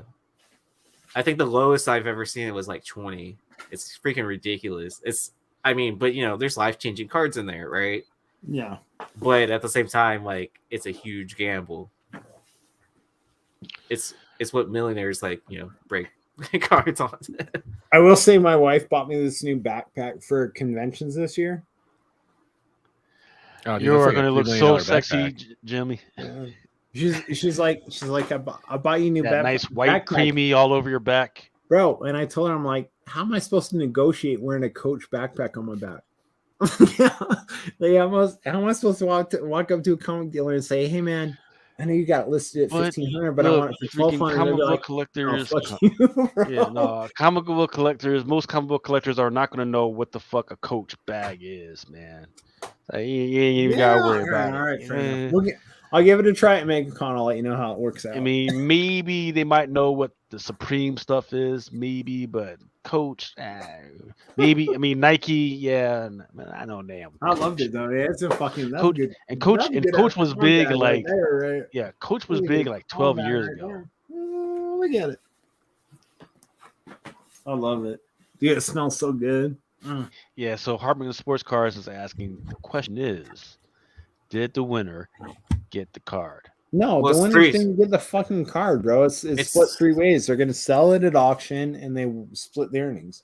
But on most of those deals, like if you looked at fucking any of us sitting on here on this panel and we negotiated a fucking $1 million deal, we're taking 10%. We're taking 10%. It's facilitator's deal. You're taking 10%. So these guys sell this fucking card for whatever they sell it for. The dealer's taking 10%. It just is what it is. So they'll see most of the money. Yeah, they ain't seeing all of it. No, fuck no. But they're not ever seeing that card. That card will never fucking be seen by any of those people that want it. Never. Bolo is saying that the winner has already posted the card and they received it. Dude, fuck Bolo. No, fucking. I love Like, you, Bolo. why would you? Okay, you post. What is? Hey, Bolo, what does that mean that he posted? Did he posted it for sale? Like where on fucking eBay? Because No, it was you shouldn't do that the shit. You're supposed to send that shit to fucking Golden or somebody. no, the fucking winners were sending it to Golden for auction. Right. They had all agreed on that. At least last I heard. Bolo, did you hear my fucking story? Oh yeah, the Lambo's on its way. I heard that. I heard J-Mo was talking about that earlier today. He's fucking stoked on that shit. Though I actually thought that was cool. The sports car guy for Whatnot, they actually got him on screen like 20 minutes later. Oh, the owner, right? Yeah, dude. No, not the owner. The guy who runs the sports cards. Okay, yeah. Yeah, he hopped on there. He's like, "Bro, are you ready for your new car?"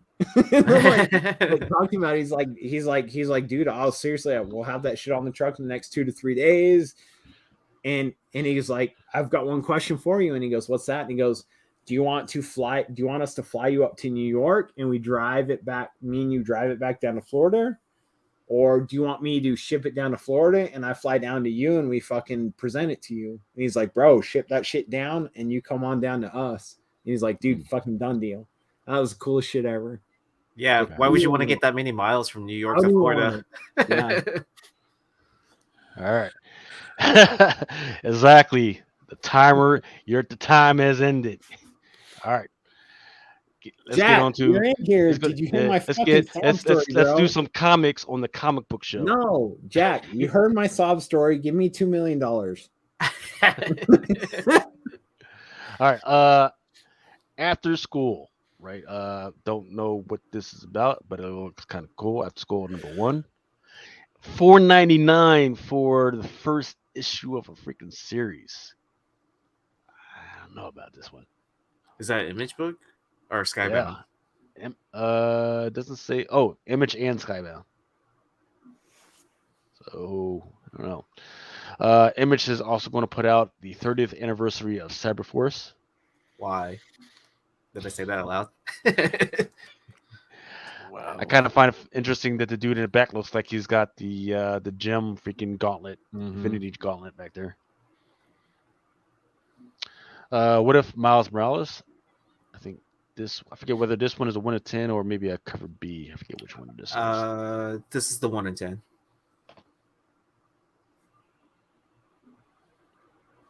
Wolverine #2, Hellfire Gala variant. Metal Society #2. This is the one with Future Society where they box fucking robots and shit. Oh, okay. Twig #2. This one's a Momoko. I kind of like this one. Aaron knows where I'm going with this one, man. This is back into that anime octopus tentacle porn shit. You know what she's on. Captain America, Sentinel of Liberty. And there's quite a few of these. 1, 2, 3, 4, 5, 6, 7 different freaking covers for this one. And this one is the Torrent Clark. This one's a 1 in 25. Well, that's cool. Yeah, I like this one. This is the Mavrudi. This one's an open order.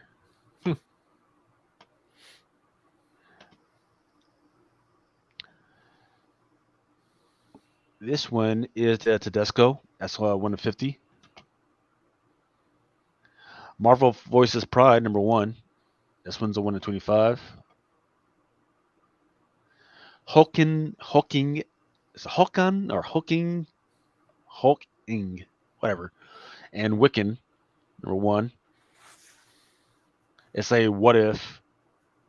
There's some mysterious character who wants to show these guys, like, what if they didn't actually hook up? What if they hooked up with other guys or something like that? So, let's cover B. New Fantastic Four Marvel Tales 1 in 50 by Lubera. Vampirella Strikes. The Hamlet cover. Right? Exactly. This is a Perillo Ultraviolet. Or is it? No, I'm the red tint. Nyx number 5. Segovia. More skulls in the back. Iron Fist number 4. Fortnite variant.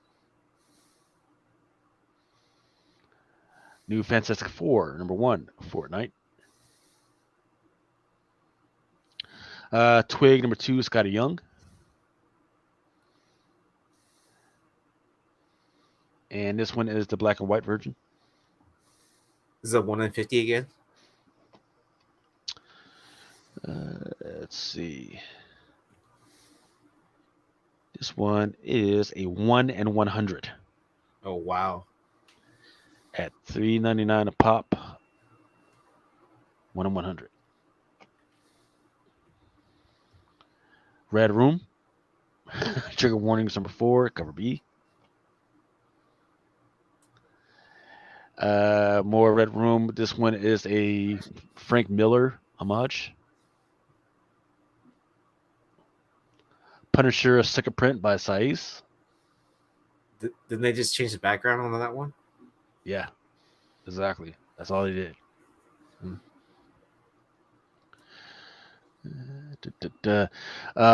Carnage number 2. Quick second. This one is the second print by Mana. Native X number 1. This is the second print.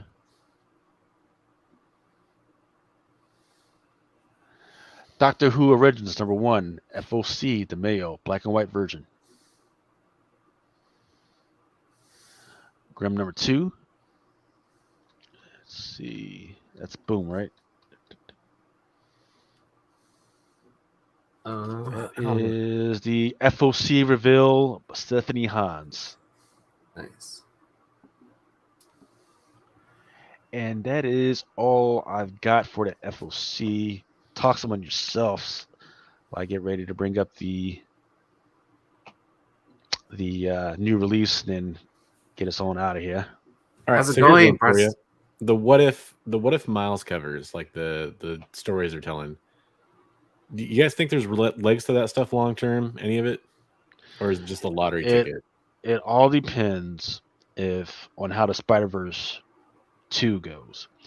If Spider-Verse 2 goes very well, then they're going to be looking for more stories, and that's going to pop right there. Yeah. But do you think it's going to end up being like something more of like, kind of like,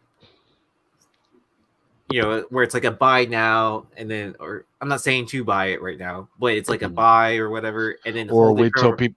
Oh yeah. yeah, Or wait till people wait till forget.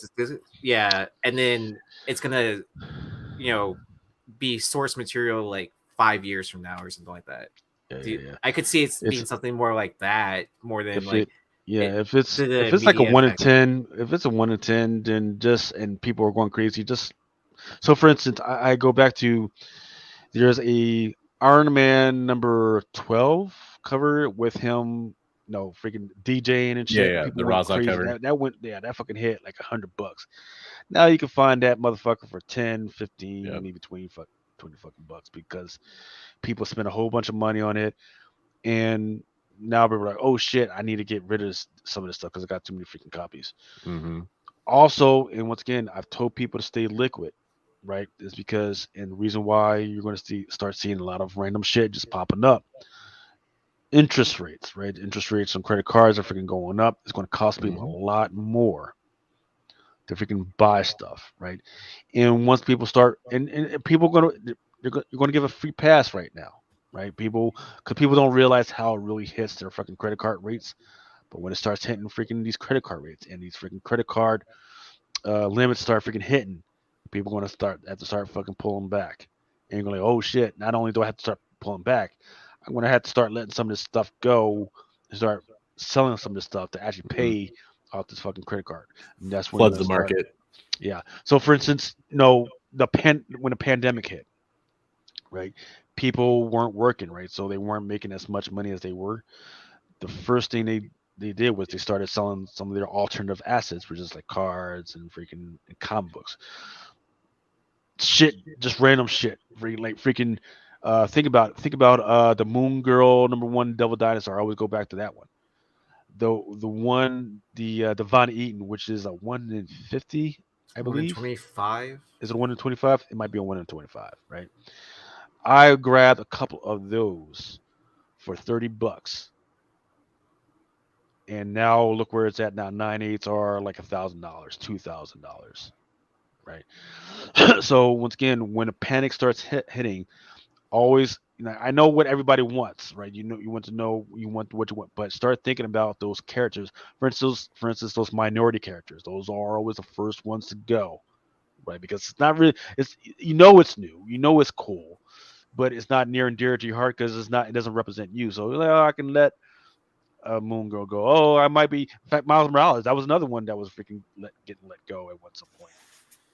Right there. I'm not talking about the Zerjovic. It's about the regular ones. People were letting that shit go. The Niobes, the Hokness variants. People were letting that shit fucking go. So, keep an eye out for those minority characters that they will need to freaking let go for freaking cheap. And if you're holding on to that stuff, you need to freaking let it go. I'm not going to hold it against you. It's just, just be careful. Yeah. Let's see. I'm trying to load this shit up. New photo album. Oh, it's good to see you, Bronze Age nerd.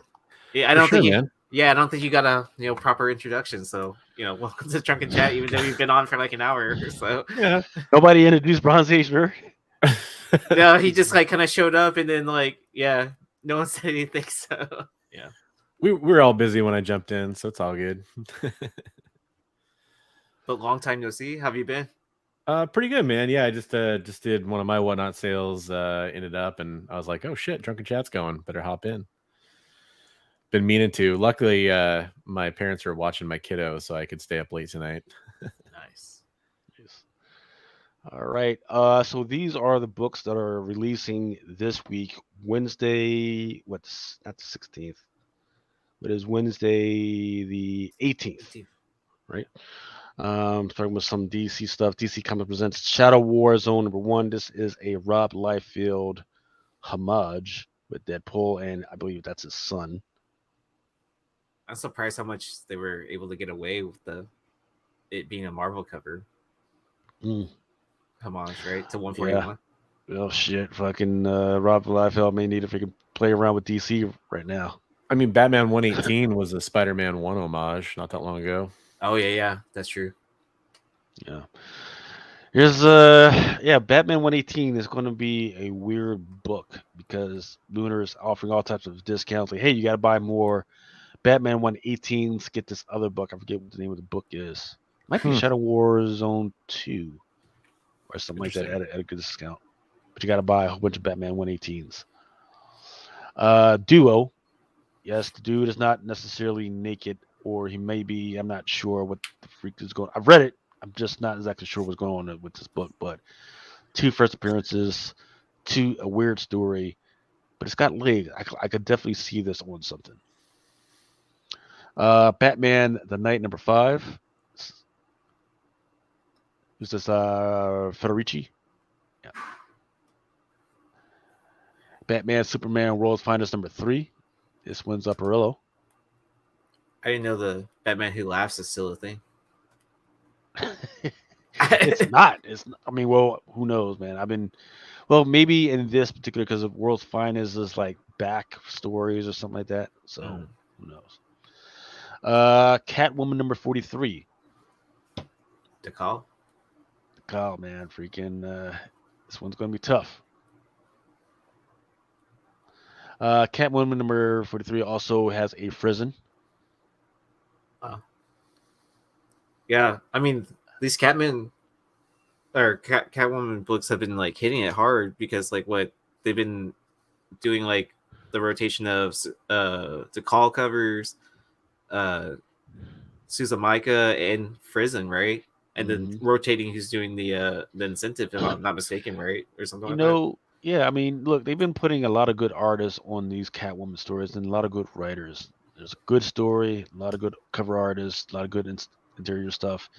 A lot of, well, not a lot of, but there have been quite a few new characters that have been integrated into Catwoman, to include that freaking cat right there. I suspect that cat has freaking powers, or there's something else going on with that. There's something going on with that fucking cat. I don't know what the fuck it is, but it's going to be interesting. Well, this one's a first appearance in the Guts too. Another one. Bronze Age Nerd said it. I didn't say it when that first Suzamika cover, and I didn't spoil that dropped. Yeah. Then there's the AP, and then there's another incentive. I just don't have it here because I didn't have enough time to freaking roam around for it. But then there's the Bartel Asian American freaking Heritage Month. This one. New Mutants. This one's a number 25, 50, 1 of 50 for Art Germ, and then there's also a version of this one which is a 1 of 100. So the problem with these New Mutants and Art Germ stuff and them going, hey, let's do a 1 of 100 is usually nothing happens in the freaking book to warrant their. I don't care how great the fucking art is. Like, don't fucking play me like that. So this Red Sonja, this one is by Nakayama. Not going off of any of the third party tier, but I do know that in the back system for Diamond, this is already sold out. Star Wars Han Solo Chewbacca number 2, the Adam Hughes variant. This one's 1 of 25. Venom, Lethal Protector, number 2, the Scarewoven. Speed Republic, number 4. Is that an American Graffiti homage? It looks like it, man, right? Yeah. Or Cannonball Run? The 80s were a wild time, man. Yeah. Name an 80s movie here. That's what it looks like. Dude, you have no idea, man. I've been wanting to go back and watch some of those old 80s movies like Cannonball Run and Porgies and shit, man. Smokey and the Bandit. Oof, another good one. Cover of Darkness, number 5. That's kind of cool. Usagi Yojimbo, and it surprised me that this is not a retail incentive by Sakai. It's a great cover. Oh, definitely is. Archie Comics has the Fox, number 1. This is the cover B. Silk, I forget what number the Silk is, but it's a freaking awesome cover that I love. It doesn't say Asian American heritage on there, but still, I just freaking love it. Yeah, I like this cover as well. Yeah. X-Force. Shit. What's the name of this fucking book? Is this Alice Ever After? Yeah. Is this the like 2 or 3? I forgot who did this cover too. I remember talking about it though for FOC.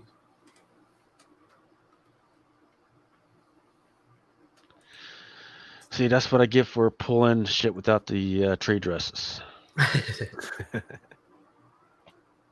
Now, you guys know what the fuck it is. Yeah. You guys see it, freaking pick it up. Faithless 3, number 4, Stephanie Hans. This one's a 1-25. Savage Avengers. King Spawn, the all black cover. King Spawn number 10. It's gonna be a wide cover, man. No, I'm just joking. Gatefold. Ninja Go Garmadon.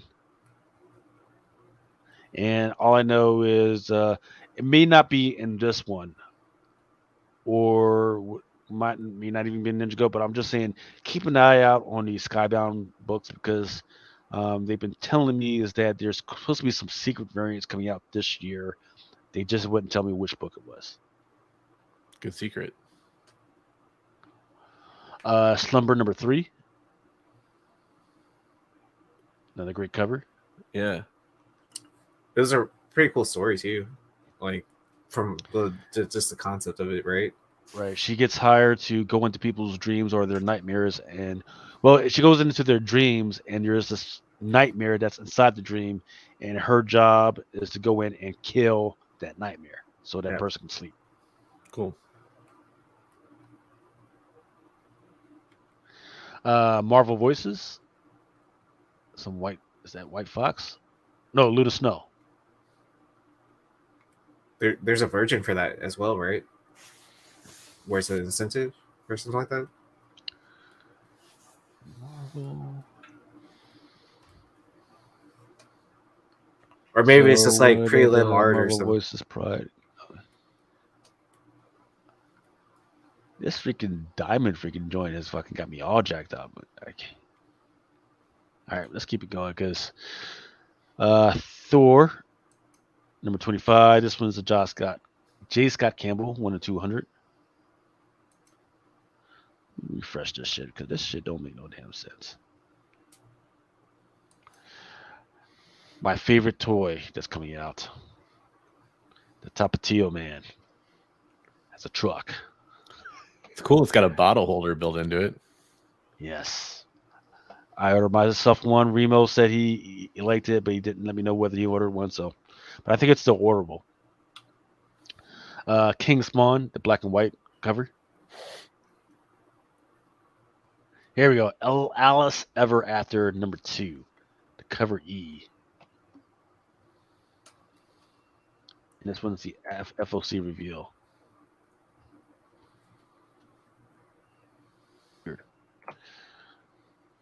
And then that's all I got. That was so what did we cover today? We covered Matrix. Spec Matrix, we had some Star Wars stuff, we covered Whatnot, whatever the heck that was for Whatnot. 45 minutes of Whatnot stuff. We covered FOC, we covered the weekly releases, we covered the triple logo, man, freaking stuff. I'm freaking glad James got on and freaking talked about that. Bronze Age Nerd, what do you got going on, man, this week? Or anything interesting happened to you this past week? Nothing too special. I will say, one thing, if I can take a chance to talk about it, I am doing a charity stream on the 27th. One of my YouTube viewers was hit by a drunk driver, and Jesus. Luckily, it's okay because the drunk driver saw him at the last second, swerved, hit a parked car, and that parked car hit him, so it got transferred some of the force away. But he's mentally disabled. Fuck. From a previous thing. He's a mentally disabled person who had a paper route, and that's when he got injured while he was doing the paper route late at night, early in the morning, and so he lost his job over it because he wanted some time off. They were like, "Hey, we got to keep the paper route going." And so I asked him, like, dude, do you want me to start a GoFundMe for you? Do you want me to do a charity auction for you? raise some money to help you out. And he actually is such a cool dude. He said, hey, why don't we just do an auction with some Venom stuff and you donate that to victims of drunk driving? So we're where's doing this being that. held on? Is there a link to where you're holding it or what? If you just follow me You on said- Whatnot, I'm going to schedule it the next couple days. We just figured out the date for it. We're going to do it Friday the 27th, probably like 7 p.m. Pacific time, 10 p.m. Eastern. Bunch of people in the community are sending in Venom, symbiote related stuff. We're going to auction it off. 100% of the profits are going to go to MAD. We're going to donate to save some victims of drunk driving. So if you take anything from the end of this, you want to follow me or want me to plug anything or whatever, that's what I'd love you guys to do. Check me out there, follow me around, and I'm posting about it on all my socials too. You can check it out everywhere. So I'm Bronze Age Nerd everywhere, and that would be awesome. I would appreciate that. Cool. And you said it was at what time again? 7 o'clock? It should be 7 p.m. Pacific or 10 Eastern. 10 Eastern. Good to know, man. So I mean, and look, and that's really what Drunken Chat was supposed to be about. Freaking us supporting the community and helping others out when they need help, man. So please show up. Freaking you never know, man. Freaking Templeton has blue eyes. Yeah, man. Freaking any interesting books that you might be putting out there? Yeah, so we're gonna because I know you said Venom, right? Yeah, so Venom, Symbiote, Black Suit Spidey, that kind of stuff, because Venom's his favorite character, so we kind of decided to make that the theme. I know I'll have first Cletus Cassidy. Somebody donated that raw. That's gonna be kind of cool. Some sweet Venom, Lethal Protector, Venom number 1 from the Kate's Run variants. I'll have an exclusive 9.8 Null sketch cover from Comics Elite exclusive. We'll have I know the I can't remember the number, but the Eric Larson first tongue cover with he's holding up Spider-Man's skull. Spider-Man, I knew you well. We're gonna have that cover too. A lot of great stuff people are sending. So if you are interested in donating items, doesn't matter if it's $1 book or whatever, it's for charity, right? Hit me up on IG or hit me up through my YouTube channel, and if you want to send it in, that's great. It's going to go to a great cause. Or if you just want to follow, like the post, whatever, all that helps. So I appreciate all of it. Okay, man. Great, man. Aaron, when's the next time we're going to see you, man? Or you got anything to push? Yeah, so I will be after I pack up books after this, I'm going to be on Whatnot this afternoon selling cards because I haven't done that in a while. So y'all might want to. So, and what's your Whatnot handle again? Right there. Easy. Yeah, man. Freaking yeah. I jumped in on one of your auctions, man, and I feel like I did pretty well. I still haven't opened that fucking box you sent me though. That's funny. Yeah, look, I just got fucking boxes upon boxes upon boxes, man. Oh, dude, I do the same thing. I like to build up my packages for like a month and then open it all in one day because it feels like Christmas. Yeah, we need to have one show where we just open shit up, man. Freaking just 2 or 3 boxes, As far as myself, I hopefully will be able to do a Whatnot show maybe this morning or later on tonight or Sunday. I think Sunday is actually the best day for me. Then I've got what are you talking about? What is Cooking with Adam on Wednesdays? Oh, that's starting up. I'm forcing that motherfucker. He's like, "Oh, Project Pegasus, Project like." No, I don't give a shit about Project Pegasus. I want to see him cook. Yeah, no, like Cooking with Adam, man. Cooking with Adam, man. Fuck this. What's the first awesome recipe? sauce shit? No, Cooking with Adam, man. We doing grilled cheese? Yeah, grilled cheese, eggs, anything. I don't give a anything. shit. Yeah. I want to see you put water in a fucking ramen bowl, put it in the microwave. Come on, man, give me something, right? There we go. Make some soup or something. That'd be funny. Anything. Chili. Ooh, chili. That would be a good one. Oh, no, we got to start them out slow, man. Okay. You gotta build up to it. Got it. And then we got MPP, No Prize Podcast next week. Hopefully this will be still. What next week is MegaCon. Is that correct? Yes. Okay. Next week is MegaCon. So, I mean, honestly, yeah, I'm just like trying to take it easy until MegaCon. I think a lot of us are flying out like sometime on Wednesday, and then the con starts on Thursday. I'll be there all weekend. So, free autographs. No, I'm joking. No, he charges $5. Yeah, I do. I'll have band merch also as well. So if you want to support my band, not joking. But yeah, I mean that's it. Freaking got articles to write for Comic Crusaders and this, that, and the other thing. Also, if any of y'all need anything from the pull box, freaking just let me know. Definitely freaking hit up Bronze H Nerd on the Whatnot auction tomorrow, and any other way that you can support. And don't forget any other charitable stuff that you need that you guys can keep an eye out for us. Definitely let us know, and we'll definitely freaking try and promote that. Awesome. That's all I got, man. Thanks for hanging out with us till 5:05 at night for no fucking reason. All right. God bless us. God bless y'all, and freaking stay safe. For each man in his time is pain. The duty walks along the beach and sees his future in the water. Along lost arms within his reach. Gotta have a meeting the world wants. Sometimes when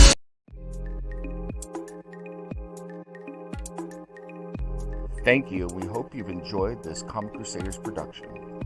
For real-time news on all things pop culture, please feel free to follow us on social media.